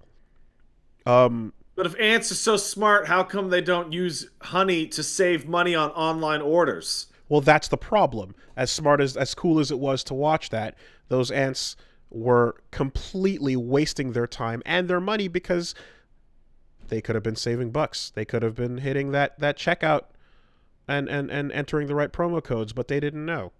So fuck you, ants. You're impressive, but you're not that smart. What you do is you use honey. And if you're an ant, you might have some trouble shopping online. But perhaps it's possible. With the collective, you can probably type and maybe move a mouse around a little bit to get what you need to into the cart. And at some point, after much effort, you will then be able to go to the checkout. When you go to the checkout for whatever you're ordering, there's tons and tons and tons of places that are supported where Honey will find that promo code box, put in the right code that'll save you money, and then when you order, bam, just like that, you get your discounts. It works with tech sites shopping. It works with clothing, all kinds of different shops online. And again, you are smarter than ants, I would hope. So why not get one up on those fuckers and get honey? Yeah. Promo code boxes are teasing you anyways. So give them what for. If you don't already have honey, you could be straight out missing out. Do yourself a solid, support the show, and get honey for free at joinhoney.com/superbeast. That's joinhoney.com/superbeast. Thank you, honey. Thank you, honey. Lastly, we are also sponsored this week by Uncommon Goods, and I've talked a bit about them in the past because Uncommon Goods is it's, you know, the name is pretty straightforward. Sometimes you just like the name of the thing is what we do, and this is one of those cases. If you're looking for cool things around the house, little trinkets, things to shop for, gifts, especially for someone that, you know, you want to be a little unique and like flavored to their tastes, Uncommon Goods is a great place for finding gifts and things that you can personalize to different people's tastes. I mentioned last time I got a game of 3D tic-tac-toe. That's been fun having that on the table, and we've been able to, you know, you think you're good at tic-tac-toe, you think it's solved. Well, what if you add the z-axis to it? Then all of a sudden it becomes way more complex. It's fun, you know, and you gotta. Sometimes there's a whole other strategy that goes involved in 3D tic-tac-toe. And it's one of the cool things they have.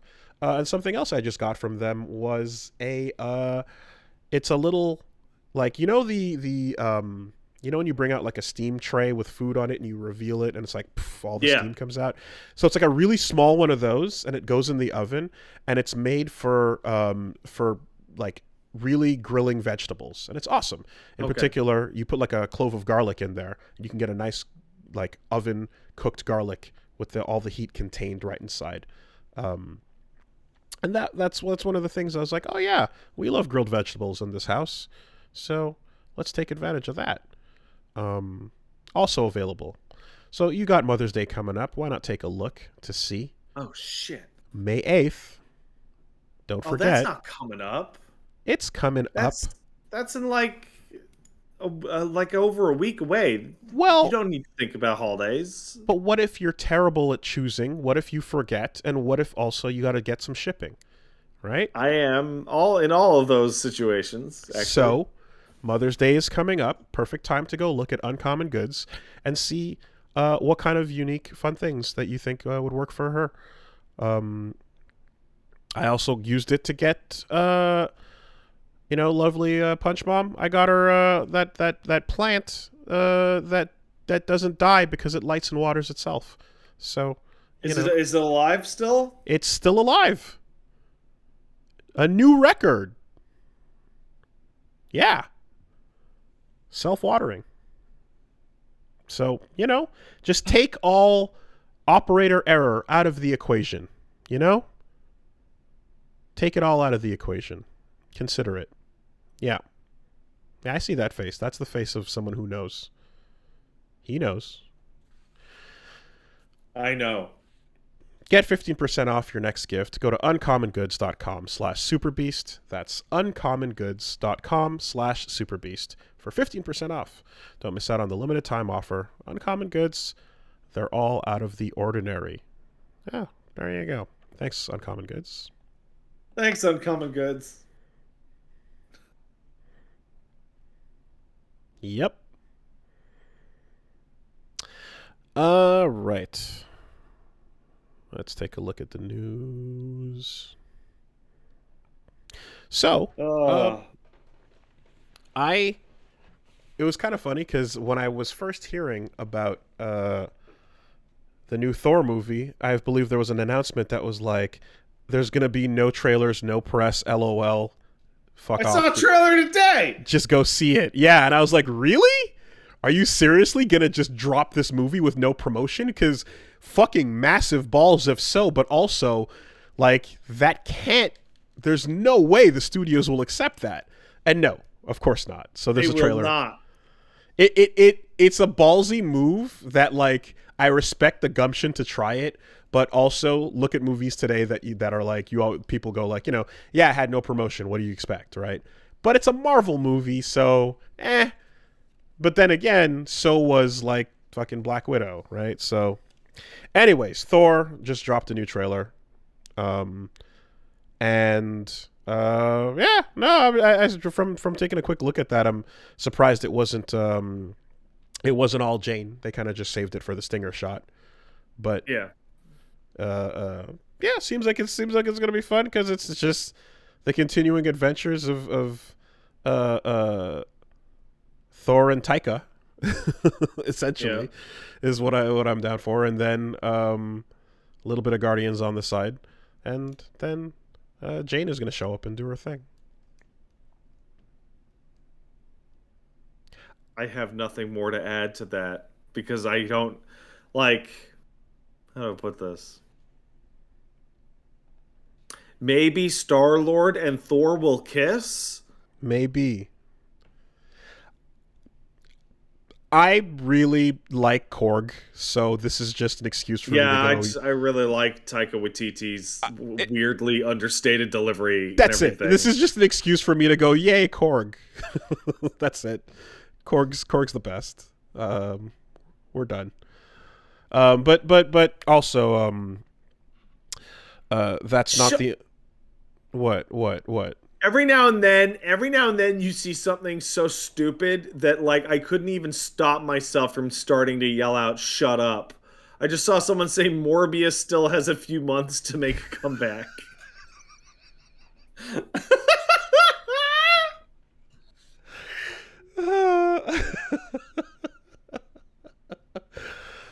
Mr. White, we need to find somewhere to cook. I know where we can go. Damn it, Mr. White, we can't cook in here. It's a Morbius sweep.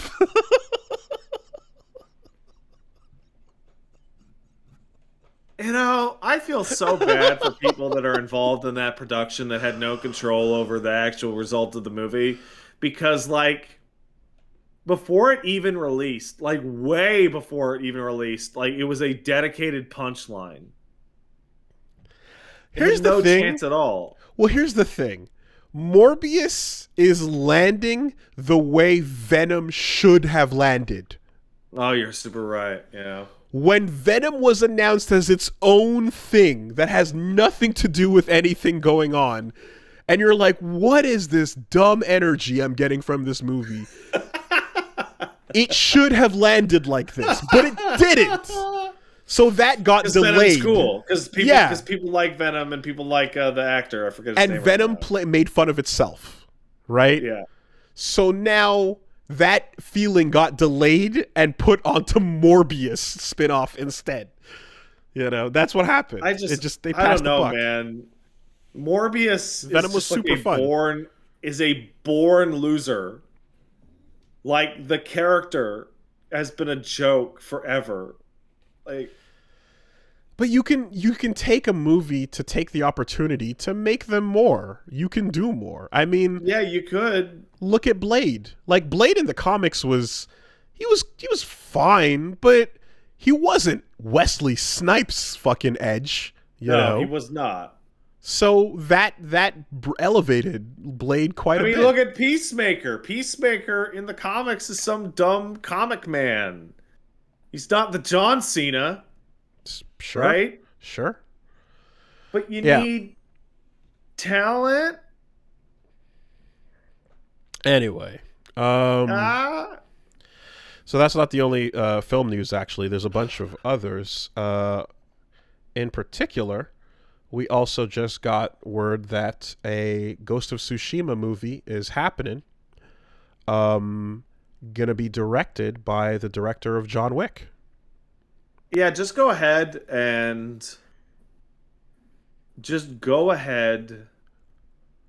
You know, there was a mass of video game media property news for film and TV that happened over the past week. Yep. And all of them were the same story. Every single one of them was the same story. It was, this thing has been optioned or will be written or will be coming out as a video game property in TV or movie or whatever. Mm-hmm. And every single one of them is the people writing Halo decided to ignore all the games so that it could be its own thing. And Pedro Pascal took a healthy distance away from the Last of Us game so that he does his own thing in the show. And they won't cast the actor who plays Jin in Ghost of Tsushima as Jin in Ghost of Tsushima because it's its own thing, despite the fact that he is an accredited actor. I heard that in Halo, the context for that with the full interview was because they said we went to Bungie and we looked at all the source material that they used to make the games instead of just going by the games. So it was kind of clipped. The Halo thing is maybe the funniest thing I've seen because I have not personally watched it. I've just been watching people just shit on it from a distance. And the crux of it has been the guy takes his helmet off in the very first episode, which is like a dread situation in which people are like, I cannot believe you took his helmet off. And I was like, I get that from both ends of that. But what followed up week after week was like they keep taking his helmet off over and over and over. And every time he goes to speak, he takes his helmet off, which like crescendoed last week was the show's idea is that when the helmet goes on, it's time for John to become Master Chief and go kill some aliens, right? Okay. Which I can get.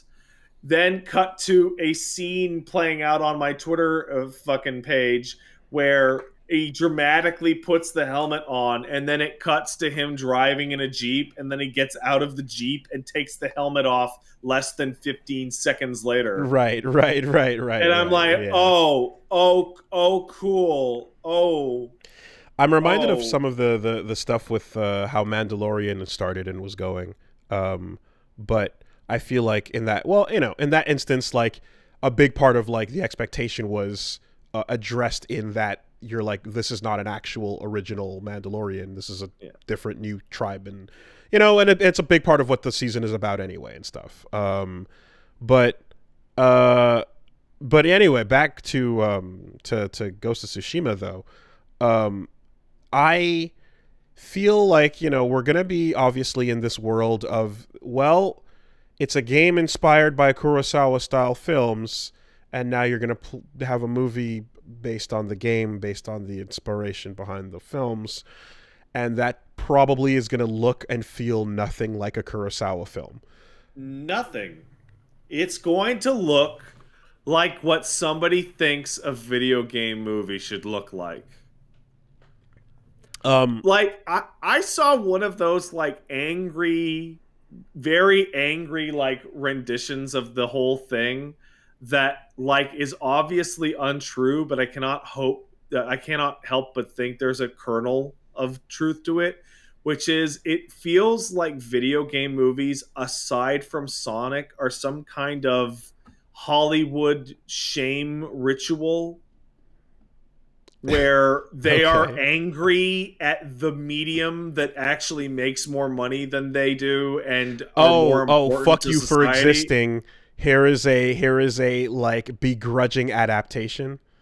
Because like I look at like fucking Uncharted, right?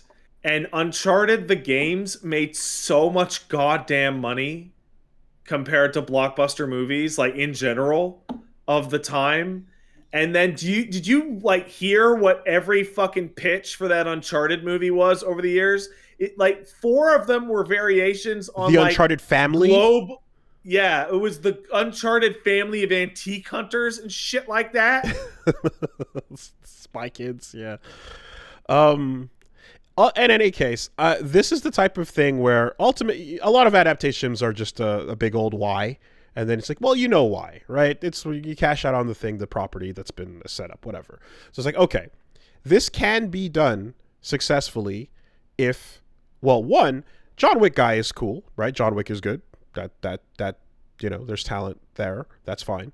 Um, but yeah, you want to know that this is just gonna go straight to the source on, it's a film again, so it can more directly go for the references that the game was going for. Therefore, just go straight to the Kurosawa on this, So instead of here, doing the in between broken game of broken telephone.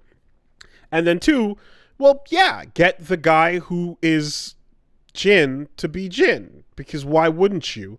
Because what possible reason would you have outside of, we just want to do our own thing? Would you have for not getting the person who would, I'm sure, unless they're too busy and turning it down or something, it feels like that's the move.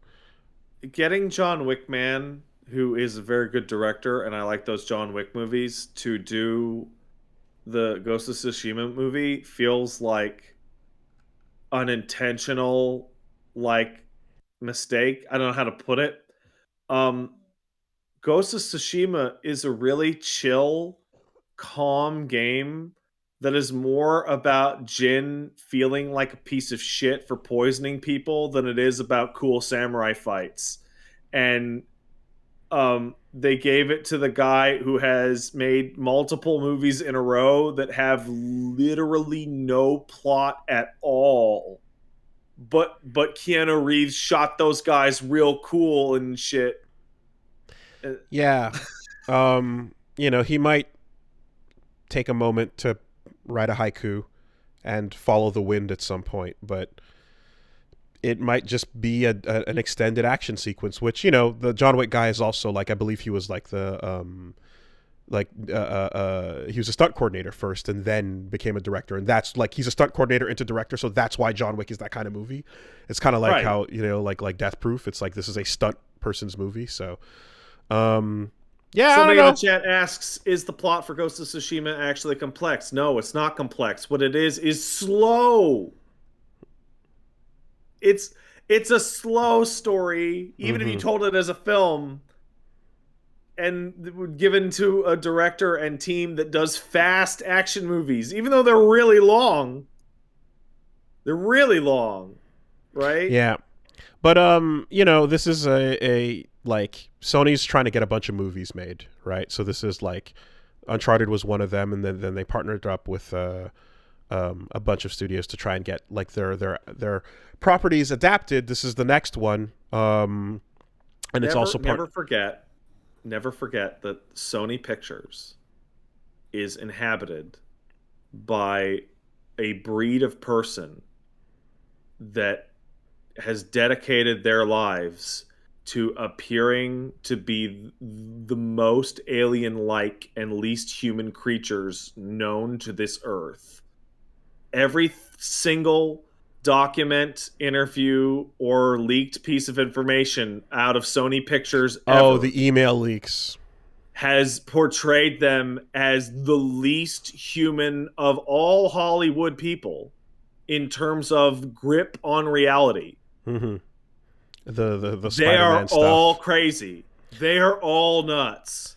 And also in the lineup are, of course, there's the Last of Us TV show that was mentioned, and a action comedy for Twisted Metal that's supposed to be happening as well. So they're just Sony wants to get into the movie TV game big and hard with everything they've got.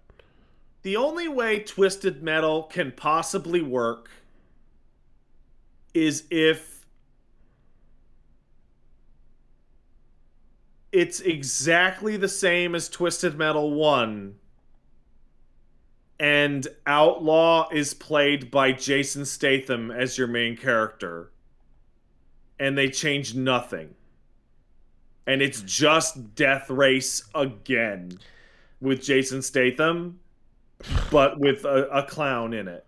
I mean, I've only played Twisted Metal 2, and don't worry, you're good. There's no plot. There is nothing there. And I'm just like, I don't know where to even begin with, like, you're turning this into what? Like, anyway, whatever. You're right. Because there's nothing. There is nothing to Twisted Metal. As somebody who has played every Twisted Metal game, there is no meat on that at all. Who is the evil guy in the blimp that was like running the show? Calypso. He grants wishes. There you go. Anyway, adaptations are coming. That ain't all, though, because breaking news, and this is breaking as we started the podcast. Break it. It was also announced that a script is being written for Streets of Rage, the movie. Oh, wow. If you want to talk about nothing, let's talk about fucking Streets of Rage. And this one is also related in that the John Wick scriptwriter is attached to write the script here. Sure. But this is looking like it's on the heels of Sonic's success, because Sega is got Streets of Rage, so they're like, sure, let's see if we can do something else here. That soundtrack better be incredible. I mean, to be fair to the game and its material, like, this is also a call for John Wick style simplicity. This is a call for no plot at all. Just a bunch of characters beating people up through a series of actions, getting their revenge for very simple reasons, and we're done. And make sure that you can get the fucking only trust your fists, police will never help you somewhere in there at some point. And someone will say that, and then the cops will show up at the last second to shoot the bad guy. Shoot the grenade launcher. And then everyone will hug the cops and say, "Man, you guys don't get paid enough." And then they'll kill someone's dog for fun. Yeah. So that's coming down the pipeline. Anyway, I mean, look, guys, we need to brace because at some point, I think, in case you forgot, you're gonna have to get ready for Chris Pratt Mario, any day now. It's coming. I feel like I'm going to know that Chris Pratt Mario is out because I'm going to wake up and check Twitter and Twitter will be down. Yeah. Yeah. Maybe. Don't you forget that that's right around the corner, folks. Let's see if they do a version of it that tests the waters, you know, like the original Sonic, and then go, oh wait, hold on. No, my brain just started to flood with that shit Chris Pratt said about Italians again. It's just. But like maybe the version of Mario we're gonna get is gonna look slightly too human in proportion, with still the Mario head on a human body, and just like they'll be like, oh wait, no, maybe we heard you guys and we've changed it, and now he looks like actual Mario. You know? Oh, do you see the Minecraft shit? No. I don't know if you'd even believe me, but Jason Momoa is going to play Steve in the Minecraft film. Come on. Like that's someone's. That's a headline. Oh my god, dude.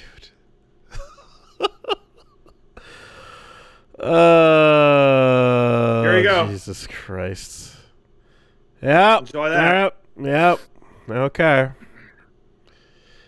It really is just a list of 30 actors, and then oh yeah, you just grab one and then figure it out. Yeah.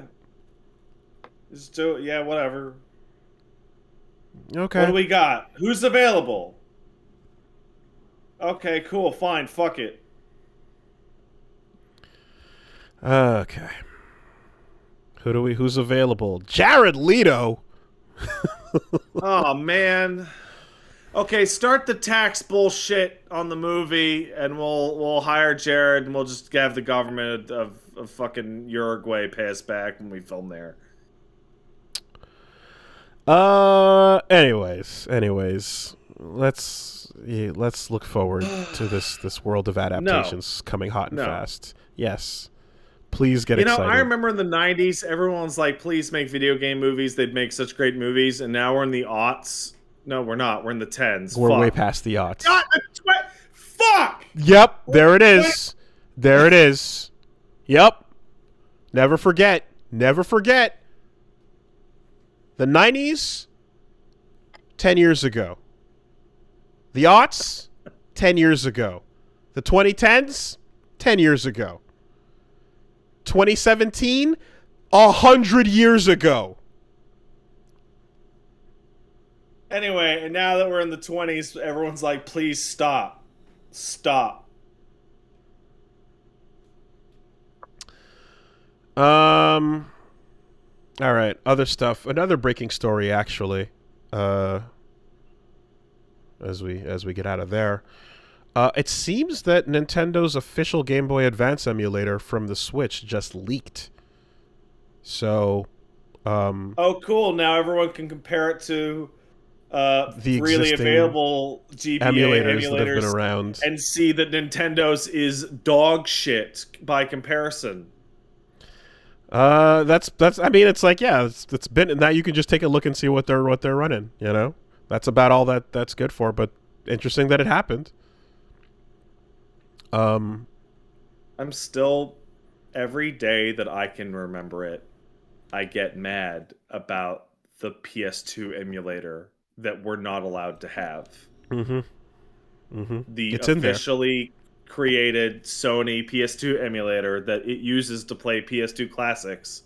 It's sitting right there. Perfect. It is a perfect PS2 emulator, and we are not allowed to have it for some reason. Well, some reason. No, fuck it. Sell me every PS2 game ever made again. I'll buy them.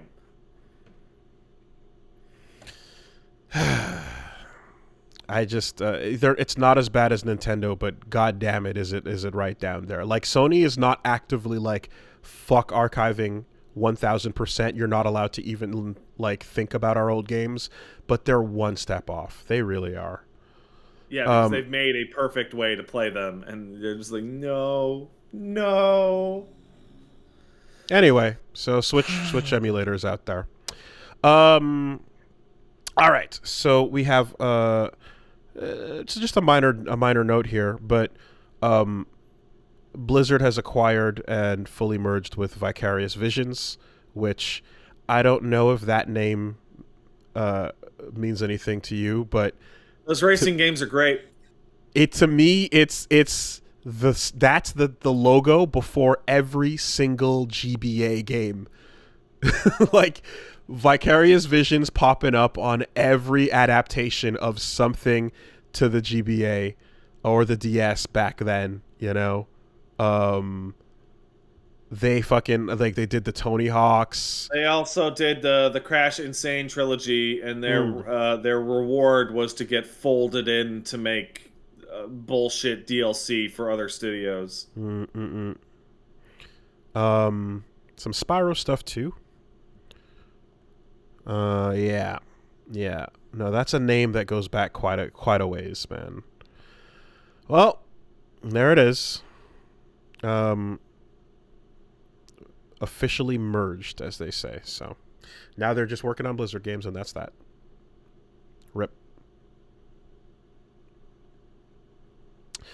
But those of you listening at home, I just did like a half-hearted shrug. I cannot feel anything but like Activision Blizzard was the absolute worst company in the history of this industry for, hey, you did a really successful project with a new IP. Great. Get ready to make Call of Duty maps for the rest of your career. Yeah. Like over and over and over and over. Well, it's just it's honestly like we're hearing like acquisition stories once again, but there was an era where they were popping off frequently, and then it stopped maybe like early 2011 2012 era, when it was just like the blob that is Activision has summoned you up to throw yourself into its gut, and that's your fate. If you're too small to defend yourself, this is it. You know, you can prove that you can handle some of our contract work, and then eventually throw yourself into the gut and be digested, and you will never work on anything that you're interested in personally ever again. Tony Hawk 1 and 2 remastered, excellent. Everybody loves it. One smash hit, revitalized Tony Hawk into the mines, into the fucking gut. Like, oh Jesus, fuck. You know, I think the worst one, and you and I in particular should never let anyone forget it. Hey, we can't make as much money off of these fucking plastic guitar games anymore. ruin the genre. Destroy the entire genre for everybody. Ruin the whole genre so that no one can ever make any money off of it ever again. Flood the market. How much plastic can we print? Make everyone hate the concept of Guitar Hero. And that's how we'll salt the earth forever. Yeah. It's crazy. I mean, it really did like if you want to get back at whatchamacallit, Rock Band, you know, for being better than you and like starting their own thing that surpassed the gig that they sold you. That's one way to do it, man. Spitefully salt the earth so that nobody cares anymore. And then have the most unbelievably just like Sith Lord interview as Bobby sat there and went on about how there's imitators out there that are trying to they're pretenders to the throne, but Guitar Hero is the original, as he's describing fucking Rock Band by Harmonix, you know, like it just. The only thing I can think of that's more spiteful than the thing we just described is the people at Ubisoft who decided that if they couldn't legally kill Patrice Désilets, they may as well just do everything they could to ruin his life Mm-hmm. by Mm-hmm. buying up every company and project he ever got to work on and Mm-hmm. destroying it. I've told the story here about a bar in downtown Montreal that, uh, like, the owner of the bar was basically holding out because they had a bar that was like, this is a regular joint where people would go and hang out for years. And then this big mogul that was buying up all the real estate downtown was trying to move in on this bar, especially because they had one of the last video poker machines, Video poker machines, yeah. and you were not allowed to get new ones. But you could only be grandfathered in, right? So if you had a video poker machine, it was worth a fuck ton because people wanted to come play it, and you can't get any more of them. So he tried to buy out this bar, and the bar was like, no, like, we've had this place, we want to keep it, we like what we have, whatever. And then it's like, okay, well, if you won't take any offers, and if our hostile takeovers won't work, then we're gonna buy the building that you're housed in, the entire, like, the company that owns the building that you're in. We're gonna buy them out instead, and fuck you. And then Raise your rent, fuck with your bullshit, all the good absolutely stuff. force you to be unable to afford your rent, and exactly, you'll have to leave, shut your business down. Um, and then they're like, okay, well, fuck this, we're moving. And so then they rented a spot down the street, and they're like, hey, everybody, we got it. We're gonna set up shop down the street. We got the bar. We're just gonna move it all over there. And a week before they opened, the same dude went and bought that one too, and bought out that location and made sure that they could not move to that location because infinite money. You can't stop me. I can do what I want. So then they had to pick a third location, which was then only secretly revealed on a Facebook group to the regulars on the night that they set up shop. Because if they announced it beforehand, it would have gotten bought out and destroyed, a la, Fortnite to Apex type situation. Fucking crazy type of shit. And it reminds me of that, Anyway.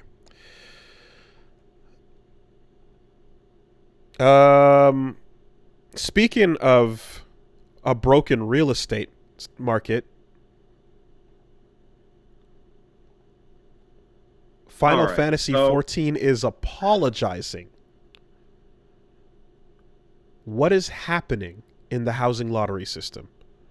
okay, so it's actually fairly complicated. So I'm going to give some refresher courses. You probably remember a good deal of this, Wooly, but most people don't. In Final Fantasy 14, every couple of years they add more housing space. Now, housing space is player housing that has a real physical location in world. There's only so much of it because it takes a lot of server resources to actually maintain where everything is, people running around and doing it, yada yada. So they originally started with 3 areas, then they added a fourth one. Now they're adding a fifth one, and every couple of years they double or otherwise increase the amount of space, the amount of houses for sale. It's been a long-term problem for literally its entire existence that bad actors are able to buy up using alternate accounts, their friends, etc., and they're able to buy up like enormous proportions of the in-game housing market so that people can't actually use them, and they do crazy shit like fucking have entire housing wards of like 30 houses that are all owned by like one or two guys so they can have their perfect little fake societies. And it's fucked up because housing in FF14 has some minor gameplay benefits, but it's mainly because people want to have their guild or free company and have a place to hang out and decorate and put stuff in there and do the housing stuff that you would usually do. It's been an ongoing thing. No one's ever happy about it. A little while back, they made it so that if you're not in your house for a certain length of time, it will auto demolish, and then you can go buy that spot. It has created a gray market of people willing to sell their houses to other people by letting it auto demolish.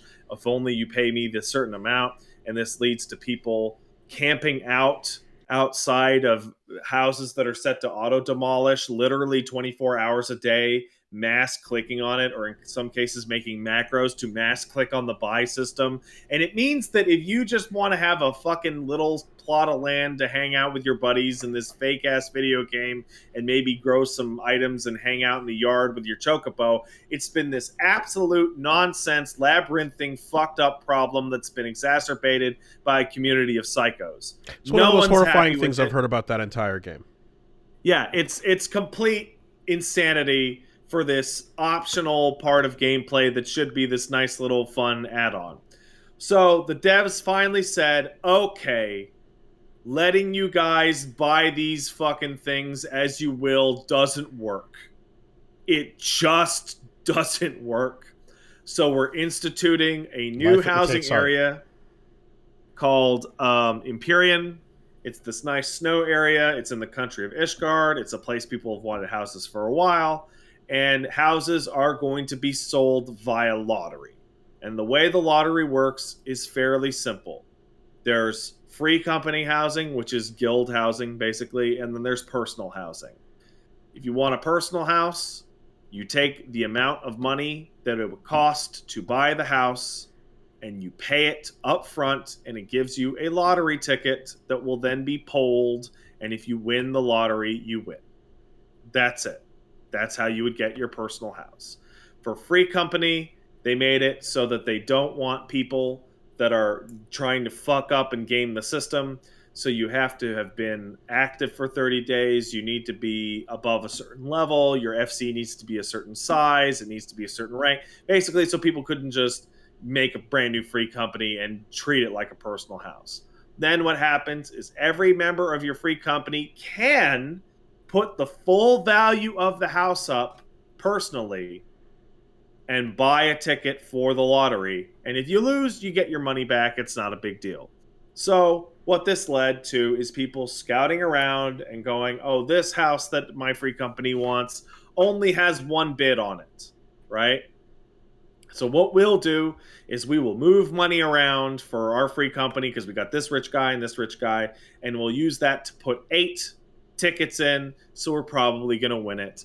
And the lottery is obviously not a great solution, but it is a solution, and it is one that people were ostensibly more happy with it, because even if it's fucked up and even if it results in you not getting anything, at least it's actually fair. It's a ticket system. It's a regular-ass lottery administered by a computer. You don't have to sit there mashing on it at 4 a.m. on server restart to hopefully get there faster than the fucking other guy who's closer to the server and mash through it, yada yada. Sure. So, people put their tickets in. You'll get a full refund if you lose. Everyone's saying, well, we'll probably get it, and if we don't, it's fine. We'll get a smaller house. Day comes on. I log on. My guys got their house. Great. I go down to the spot. We got the biggest house in the best spot in the best ward. Perfect. Great. And then we're setting up the house, and we look out and notice that nobody else got a house. Like, nobody. It's gone from a system in which houses are literally all sold in 1 second to where is everyone? So you dig in and find out that the majority, depending on server, vast majority of FCs and individuals who put in money for the houses somehow lost to the number 0, which is no one, and then got locked out until the next round of lottery. I'm seeing that they were also given messages saying there are no participants in this lottery. So if you clicked on it, you'd say the winning bid was 0. And then if you clicked on it again, you would be told that there were no participants. So it has been going back and forth as to what the actual nature of the issue is, right? Because your first thought is that the idea behind the raffle is they literally did answer is n times instead of n plus 1 times, right? Because 0 shouldn't be a valid number.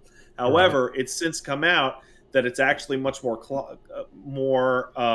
complicated than that, because there were systems in place so that if you had an alt on your player account, like your paid account, that was also in a free company who also had FC permissions, you could only do it on one of the other. Not all And of so them. there's Right. all this complicated Mm-hmm. shenanigans Mm-hmm. going Mm-hmm. through. So there's also speculation that calculating every housing transaction within the first second of the server going live on that day might have caused many of them to freak out and bug. Apparently, people are saying that their update is that it's a communication between the lottery and housing server, which, if it failed, would go zero and not give anyone the house. But the Apparently, long and apparently Yoshi said that it's a complex process that involves many patterns for the lottery conditions. So yeah. it's going to take them some time to pinpoint the exact nature of the problem. So the biggest problem is that if zero was a potential win, that means people who only had the single bid on a house went from a 100% chance to a 50% chance 50-50. at Mm-hmm. best, Mm-hmm. right? And it's why it's been such a problem. And it seems to affect free company housing more than others. But there's all sorts of secondary problems with this. One, the idea is if there were bids, the houses that didn't have any bids, you would just it would roll over on the next lottery, and then it would all shake out normal. Bids are stopped now. No housing purchase anymore. Mm-hmm. The whole system's on hold until they figure it out. On top of that, with this kind of catastrophic error, if it affected everyone, what they could have done is put it on hold entirely. But no, some people like me got the Got houses, through. no problem. And also, even if the system is completely broken and some people were bugged out of potential wins and other people did get them, they can't roll it back. That time has passed. Mm-hmm. Once people logged in and claimed their houses and started to play the game, there was like a 90-minute period where if it was bad enough, they could have rolled it back. That period is long gone. That was days ago. I wonder if the houses were like, instead of being considered like this didn't go to anybody, if it was considering that like the winner is zero, there is a winner, and this house is now owned by zero by error. Mm-hmm. You know. Um, Um, there's speculation. There's speculation that the way that it was supposed to work was that zero would be valid because zero would be the only possible winner if there were no other entries, and thus would automatically roll over into the next cycle and it would be easier. But they forgot to recursively put the point in of like zero can only win if there are no other entries, and it was just a potential thing. Now, the actual winners are apparently in a file somewhere, but it sounds like someone is going to have to go and just do that for all the houses, of yeah. which we're talking thousands and thousands. So there's an official apology, which is like, hey, sorry, we understand. Um, and yeah, the nature of problems like this that surround things that require people to sit at their fucking keyboard for an entire day, like it's extra bad when the system is already asking a lot of you when it is working.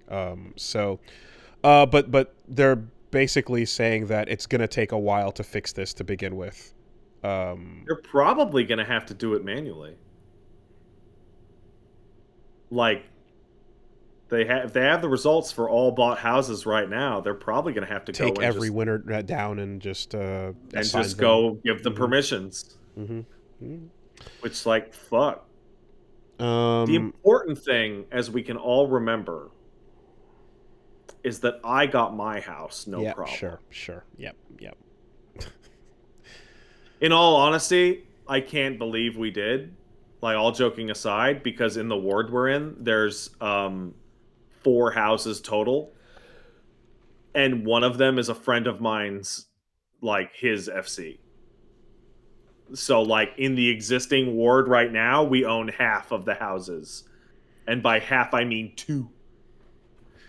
It's just, it's it's the least surprising thing in the world to discover that, you know, I mean, we've had extended conversations about this before in previous clips, but it's just like, yeah, so you put enough sophistication behind the scarcity of a retail of a real estate system in a game, and it 100% mirrors reality. Everything that happens in reality just starts happening in the game right away, you know. Oh, right And away, right away. you know, and if there's ways to fucking to scumbag your way into, you know, People will whatever scumbag you it. can do, just exactly like bidding beforehand outside of the regulated times, doing it early. I like, you know, at some point, are you going to have to put in your conditions? Are you going to have to put in a down payment? You know what I mean? Like, will there be like well, there already are house scalpers you described, right? So the equivalent of your Yeah. BlackRock already does exist, you know. So So, yeah. unfortunately for the team, I feel bad for them. They are working on one of the Endwalker features that's scheduled for a later patch, is some kind of Harvest Moon, Stardew Valley instanced island where you could do all the housing stuff without actually having a house, which would sidestep a significant amount of these problems and might have been what they should have done in the first place back in 2013. But that's not out yet. So let's see who's trying to buy this house over here. Let's look at this free company. A bunch of Lalafels. Yeah. How about we take this one off the market for now and put that back up and Hey, see if we can you start a new account? We'll give you the gill. You just yeah. The timer's gonna run out in 3 hours. They don't know that, but I can see the timer. So Why does this neighborhood have such strange borders that keep changing and circling certain areas and out and pushing other areas outside? don't know. Just don't know. Curious. I think the funniest Red line. I think the funniest shit in 14 housing is people that get mad when you use their training dummy in their yard. Like, get out of my fucking yard. Like, but I'm using the training dummy. You put it out here. I can use it. The game doesn't stop me from using it.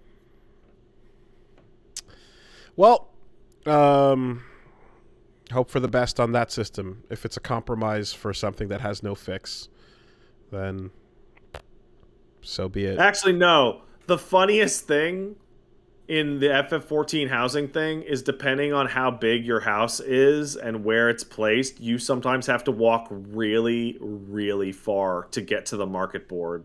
Oh. Like, you So, like, physically have to travel. Yeah. The best houses, the most popular ones, are the ones that have market boards directly in front of them, and it's like a 5-second in-game character walk to them.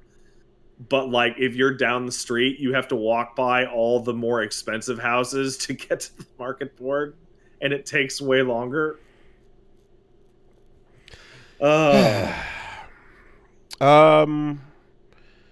Okay. Other things going on. Apparently, some details are leaking for the Battle Royale mode coming to Halo Infinite. Looks like... Oh, you mean the game they said they can't update the playlists because the game's fucking interface is so broken? That one. Looks like they're straight up just dropping BR into the game at some point in the midterm future.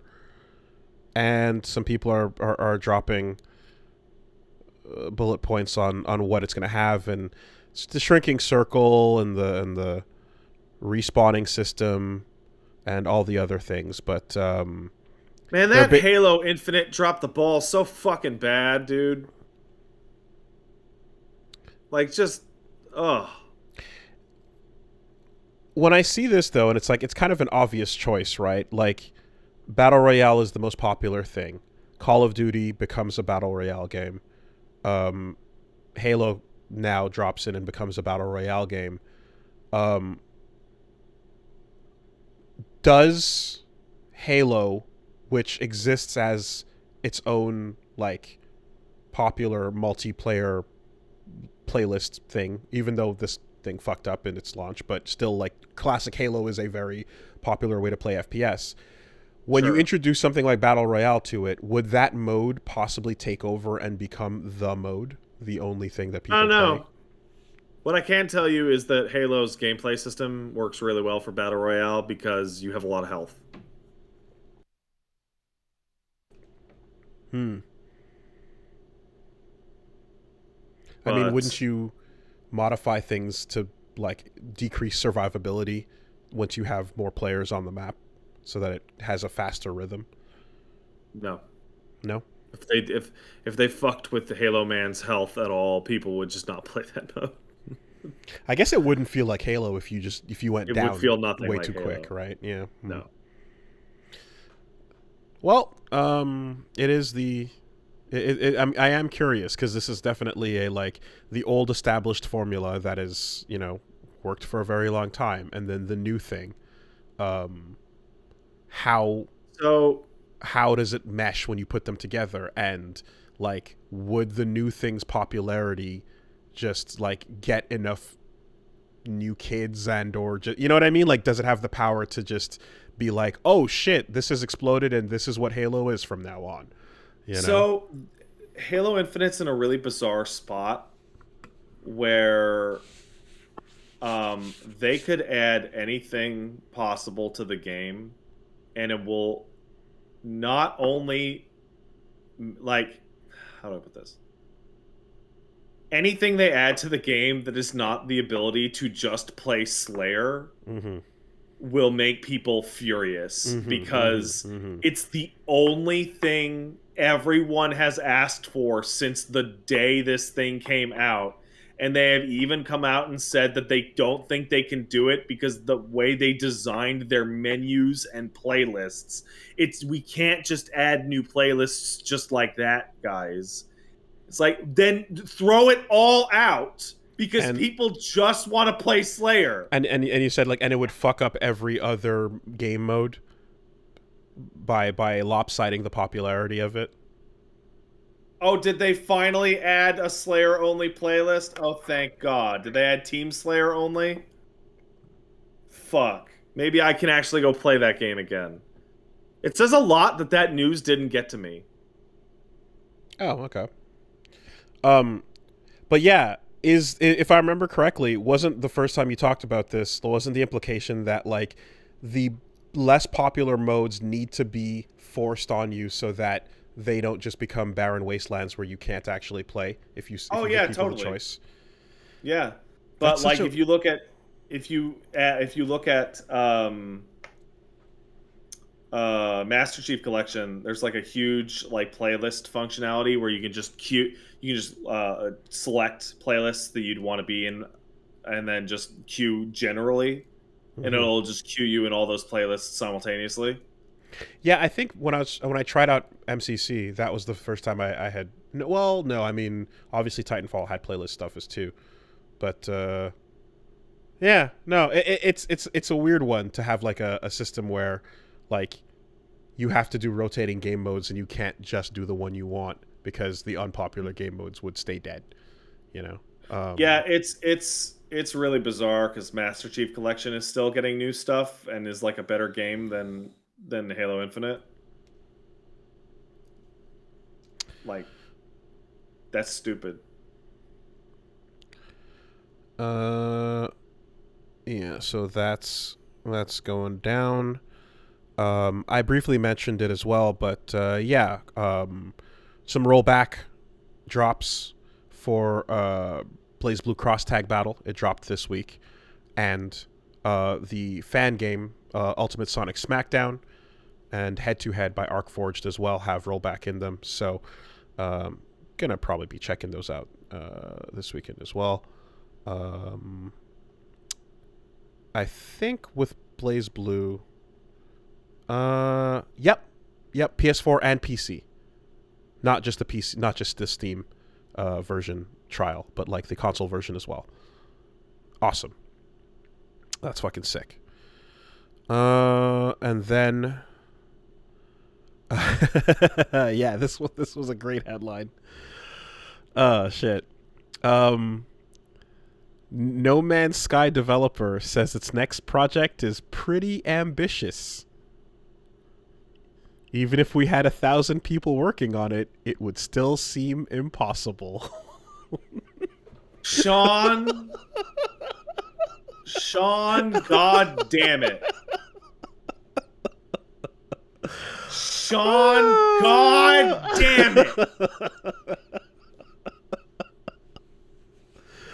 Isn't that great? Isn't that great? That's great.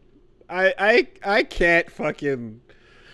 I got to applaud that. That is just, to come out and just be like, still the same OG, but I've been low key, to just come out and be like, you know what it is. You know what I am. I feel like they can now do their entire press cycle like it's a normal game and just have that one statement just hang up there and just get attention for them forever. I really do need to go back and play what I'm going to call the final version, current No Man's Sky. Yeah. Because, like, have you ever gone to the website and just scrolled through their patch notes? Like, they're very big. Not the patch like, notes, but I had an update in front of me of like, this is everything that's happened. It's insane, astonishing. It's unbelievable. Crazy. Yeah. So, he sat down, did an interview, and basically was describing that they've got another project in the works for a while now. It's been pretty ambitious as in the background, and it's a small team, but we like it that way. Similar to No Man's Sky, it's the kind of project that seems impossible even if we had 1,000 people working on it. But we're lucky enough to be able to allow folks to move freely and work on whatever excites them. And that, they're just, they're going for it. Also, No Man's Sky is not done by a long shot, just for the update on that. But I'm just scrolling through the patch notes of just this one, and it's pirates and atmospheric ship combat and new space stations and fleets with the cloth now. I think he just wants to do it again. I think they're like, no, this is our dev cycle. Is we're gonna not shoot for the sun, aim them and land among the stars, so to speak, but literally just once again proclaim and possibly promise the world, and then take a decade to build it out and get there. Incredible. I don't know, man. After all this time, after all this journey, after the initial horrible, the excitement of the build-up, the horrible press of the initial release, the drops, the disappointment, the slow crawl back to all these updates, eventually dropping the new version, having the and then whenever asked about what the plan is, there's just saying we're just going to keep our heads down and do the work, and then just putting out unbelievable levels of quality of life so that the game barely resembles what it was and approaches that promise of what it was supposed to be. And you're like, yep, and now we're going to do it again. And I'm like, you know what, man? At least anyone who's excited and interested in what you're doing next knows exactly what they're in for. At least everyone knows what they're getting this time. All they have to do is not, and when they go through the thing and people go, can you do this? They go, that's not in the game right now.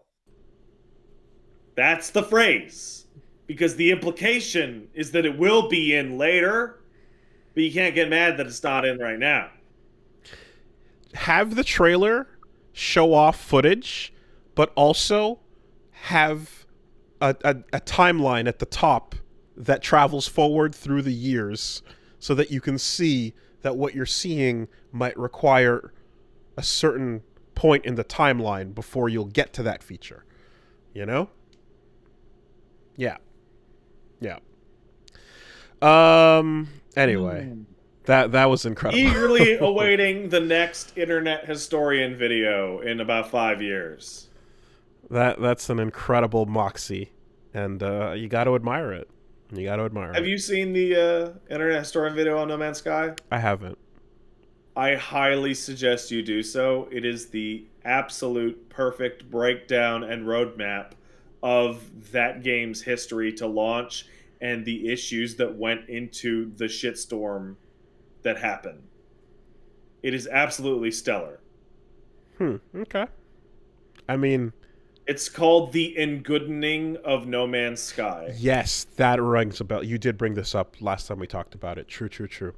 Yeah, that's a fucking, it's a decade-long story that requires context from top to bottom. So, yeah, good shit.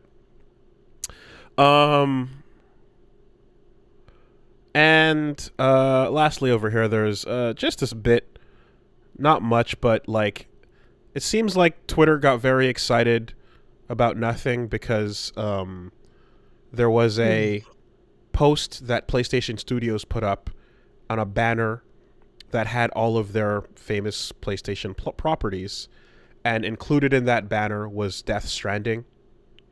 So then that led to completely baseless, unfounded rumors and people getting all high on the idea that Koji Pro was about to be acquired by PlayStation, and then no, it doesn't mean that at all. Doesn't mean shit. And then that Konami's game division, specifically their IPs, were also going to be acquired, and then that step 3 would be the fusing of them together in just the most fan-fiction-y, wild, like, yeah, this has no bearing on reality. We're gonna buy Koji Pro and then Metal Gear and force him to work on it, and then he's gonna show up at my birthday party, and then he's gonna be there with Yoji. He's my real dad. And then and then Snake will be there, and then so it got some traction enough for Kojima to have to come out and go, Kojima Productions is independent and it'll continue to be so. This is not a thing. I have to say, I don't know what to call it, the dance every 6 months of people going, Metal Gear's coming back, no really, gets sadder every time. We can't even get the fucking HD collections ported forward. In fact, I think they're delisted right now. I mean, and also, like, let the man move forward. You know? No! Let the fucking guy live and do his thing. We get it. No, I don't want to. No, like, it's, you know, we're clearly, there's been so much about that over so much time, and, like, the absolute refusal to let that shit go. You know, I think I can say from a point of potential similarity that at a certain level, it gets kind of disrespectful to be like, fuck you, man, go make the new Metal Gear. It's going to happen. I swear to God, it's all going to go back, go do the thing. At a certain point, it gets kind of disrespectful. It's like, the dude's doing other things, man. If he wants to work on that in the background and, like, it'll be a huge blow up, then he would do it and pursue those avenues. But if he's interested in new things and indicates that that's what he wants to do, then fucking, that's what he's doing. I literally just want a Metal Gear collection. Yeah. Right? Sure. I don't want some fucking new bullshit. I don't care, whatever. Right? You're all nuts. Just fucking re-release it and put it out. That's it.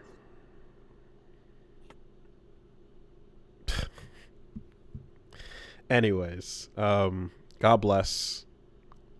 Glad Kojima stepped in to say that he's okay. And that Okay. Koji Pro is not going to be forcefully pushed onto the next Metal Gear project. And I can't wait for the next Kojima game. Death Stranding had some shit that was wrong with it, and it's definitely not a perfect game, but goddamn was it the most interesting game in the year it came out. For all the insane high art concept bullshit that he's been spewing for years, it delivered thoughts and conversations that actually lived up to the promise. Yeah. It actually did. Like, the dude sits there and except for that one part. Sure, but like, for a dude who sits there pretending to smoke, sitting next to fucking God, Mads and you know, someone who I would never take that from. I would never accept that from anyone. I allow it for him because you know what? He did deliver. He did deliver. At the end of the day, it was a very interesting food for thought game. Just take the puns, take the damage, and then read the next log. I have to say, Wooly, though, as much as I really like Death Stranding, you were a lot closer than you should have been with did you know that the S in Strand stands for Strand? You were way closer than you should have been.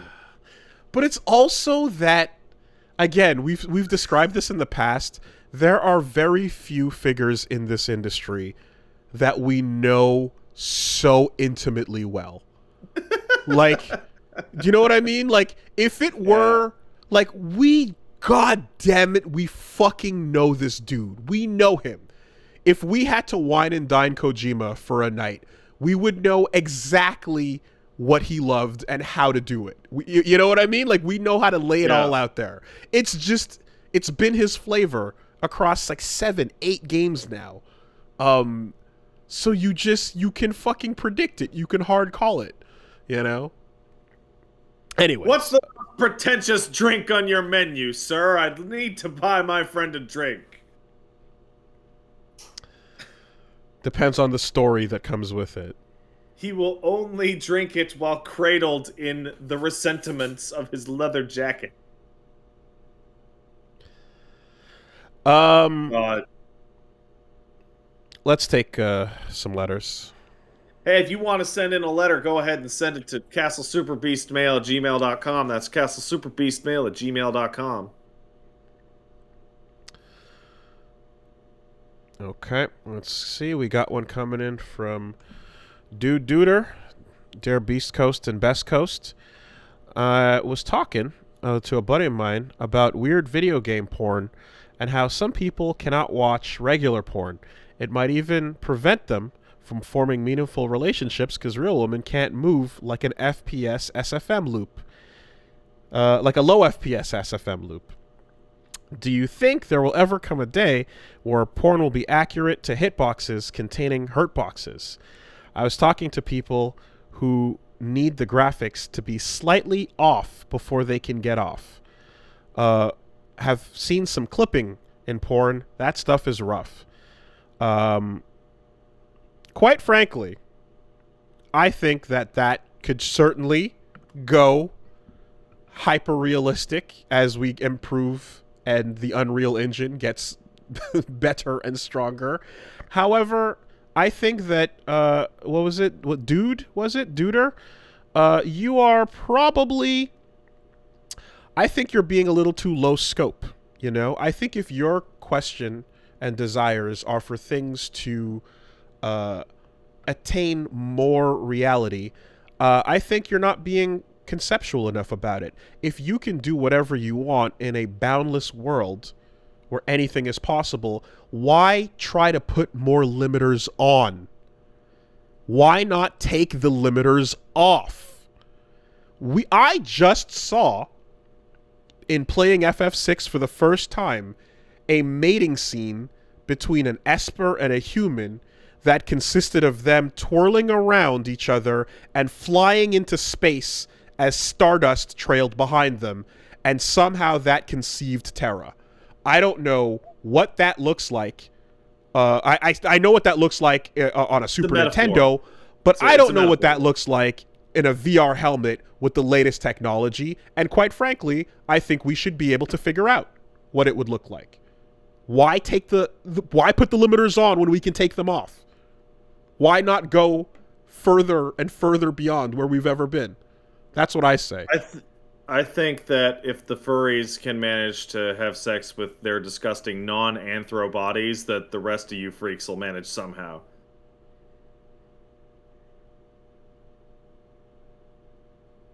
If we can achieve peak realism, we can surpass it. Next question. Or you know what? Just fuck your dick up. Fuck it up. Just fuck your dick up and be like, I can only beat it to fucking super deformed fucking 5-limbed Black Widow shit, and just take yourself right the fuck out the game. Yep. Where you're not bothering nobody, okay? Whatever. Fuck it up. Like whatever. There you go. You are, born too late to experience too late to experience whatever kind of awesome ancient, whether it be knight or Viking warrior life thing you could have lived, but just in time to experience fucking your dick up on some shit that doesn't exist and never will exist, and just taking yourself out of the game completely. I mean, people who are exclusively into, let's see how much I can inflate Goliath while he eats a struggling Lexington from gargoyles, they manage to have sex with people. So if you're talking about your friends have fucked their shit up so bad that they're done, then they're just done, and that's what they will have now. Dude, it didn't happen by accident. Shiva's got 4 arms. We can do things. We can ascend. We can go further beyond. Anyways, that's how I feel. We got one over here coming in from Aaron, who says, "Hey, Willie and Pat, come to my attention. This June is the as of this June, the year Dead Island 2 was announced will be 8 years old." I remember seeing it unveiled, and I was excited to play it when it came out. As I'm sure you know, it's never seen the light of day, and again, is probably on some dev's desk. My question is, have you ever been excited for something that just fell off the grid and completely never showed up again? Yeah, I can think of. There's definitely a couple things, but what comes to mind is, and it probably would have been terrible, but the idea was very exciting for me when they unveiled Trigun: The Planet Gunsmoke, a Trigun game back in God knows when. I want to say it must have been 2003. I'm that thing, like, Scalebound was around, and we saw it go through. We saw the initial reveal, and then we saw a bit more. You know what I mean? Like, there was a couple of. It was around for a little bit. There was a single announcement for Trigun: The Planet Gunsmoke, and then it ceased to exist immediately after that trailer ended. And that, I feel, is a better example of like just a completely ghosted game that was never discussed ever again. I forget who I was talking to. It might have been you, Wooly. but I remember seeing the trailer refer to a fighter online, and I got to the end of the trailer and just went, "That's never coming That's out. never coming out. That's not a real game." Yeah. That like what the who the fuck do they think they're fighting? Like kidding? Yeah. I mean, honestly, if it's a game or a project where we've heard about it in various states in terms of news and stuff, I'm almost going like, yeah, you know, like I think the example here is the one and done, right? Even Deep Down got mentioned a couple times over the years as we went forward, you know. We saw that initial video, but then there was talk about it over time. And that Darkstalkers is not dead video was not an announcement for anything, so that doesn't count either. I was really excited for the PS1 version of Too Human. Oh yeah, if anybody remembers what the fuck that was supposed to be. The initial version, sure. And when you say Too Human, it makes me think of Dinosaur Planet, the initial version of that too. Oh yeah. Anyway. Similar vein, we got one coming in here. Michael says, "Hey, Starship Boyvin and Imperial Destroyer Wooly. I was checking in on Star Citizen again. Its budget at the time of writing has hit a legendary $449 million as of 6:05 p.m. on April 15th, 2022. No doubt, when this email reaches you, it'll be at 450 million by the end of the year. It'll be a $500 million. I have no feelings for the backers since at this point, they know that they're funding a man's white whale. If it's not a scam, it's an impossible dream. My question is, when will this finally collapse on itself? And when it does, what do you think the damage will be? What do you think this will do to crowdfunded games? Has there ever been a failure on this scale before?" $500 million, in games, I don't think so. Like that's ridiculous. I don't think that's ever happened. So it's not a failure until they run out of money. And that's kind of the problem. Right? The people who have bought into Star Citizen have bought in so hard that they've got this weird cult thing going on.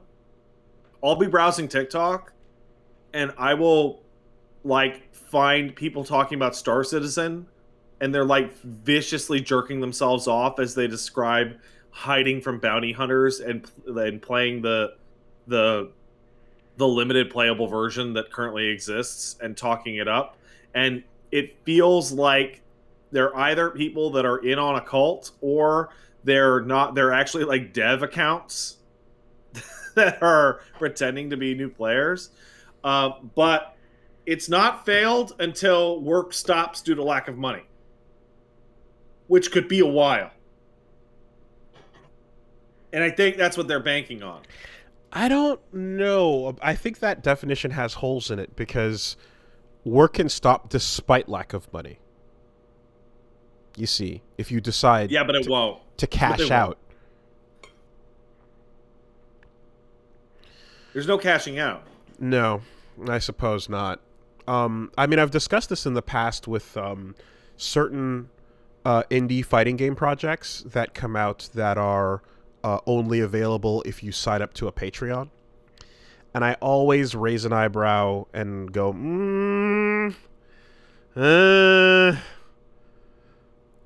yeah, whenever I see that, because we all know what that looks like, and what it looks like is often what it is, which is a complete lack of incentive for the person making this game to ever finish it.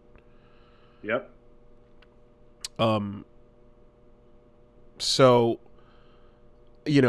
buyer beware on that type of thing. But if you decide you're going to subscribe to this and you're happy with what you're getting, and at no point are you convinced that you're wasting your money because you're like, no, you're excited for the non-finished thing you're gonna have for the rest of time here. Then I guess you're a satisfied customer. What is there to say? Some people are just bought into it. A lot of people who are bought in are very happy with it. So that's it. And so it will have the failure of it has to be runs out of money, work stops, there's no progress, and the majority of people who kicked in money are unhappy with what they got. But the system they have going right now is they're able to attract like super richies for some reason that are able to put down 40 grand on a fucking spaceship that doesn't currently exist.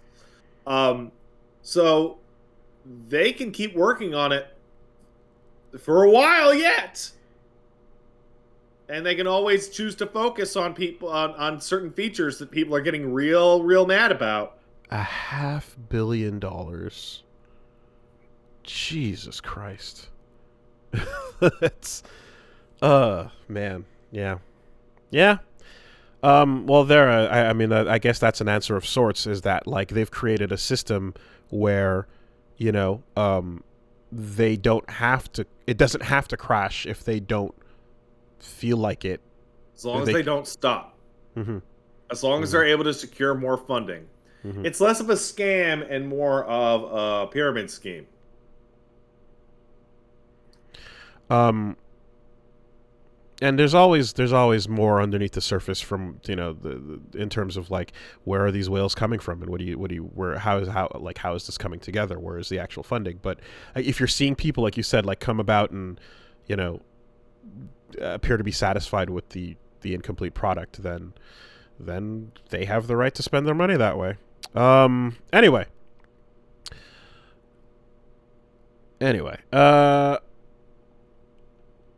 let's take one here. Yeah. So I look over here after getting a text where Paige says that she looks like the Joker now. And I look over and she's got a huge wad of tissue in the side of her mouth with blood all over it because she was cutting this fancy cheese that I'm eating, and then she cut some of the own fancy cheese and decided to lick the fancy cheese knife that is very sharp and cut her mouth.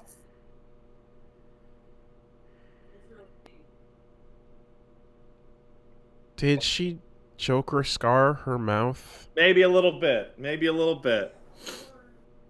All right, so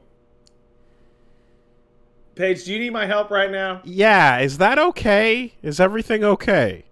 She says she thinks she's fine. Do you want to go verify that, or? I'm not going to take the tissues out. I can't see it from here, so it can't be that bad. It's deep inside. Oh, God. Okay. All right.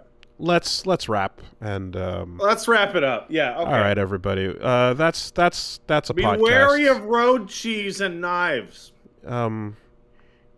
Yeah. Deal with situations that are popping. Have a good up, week, everybody. We'll see you. What the fuck? Bye.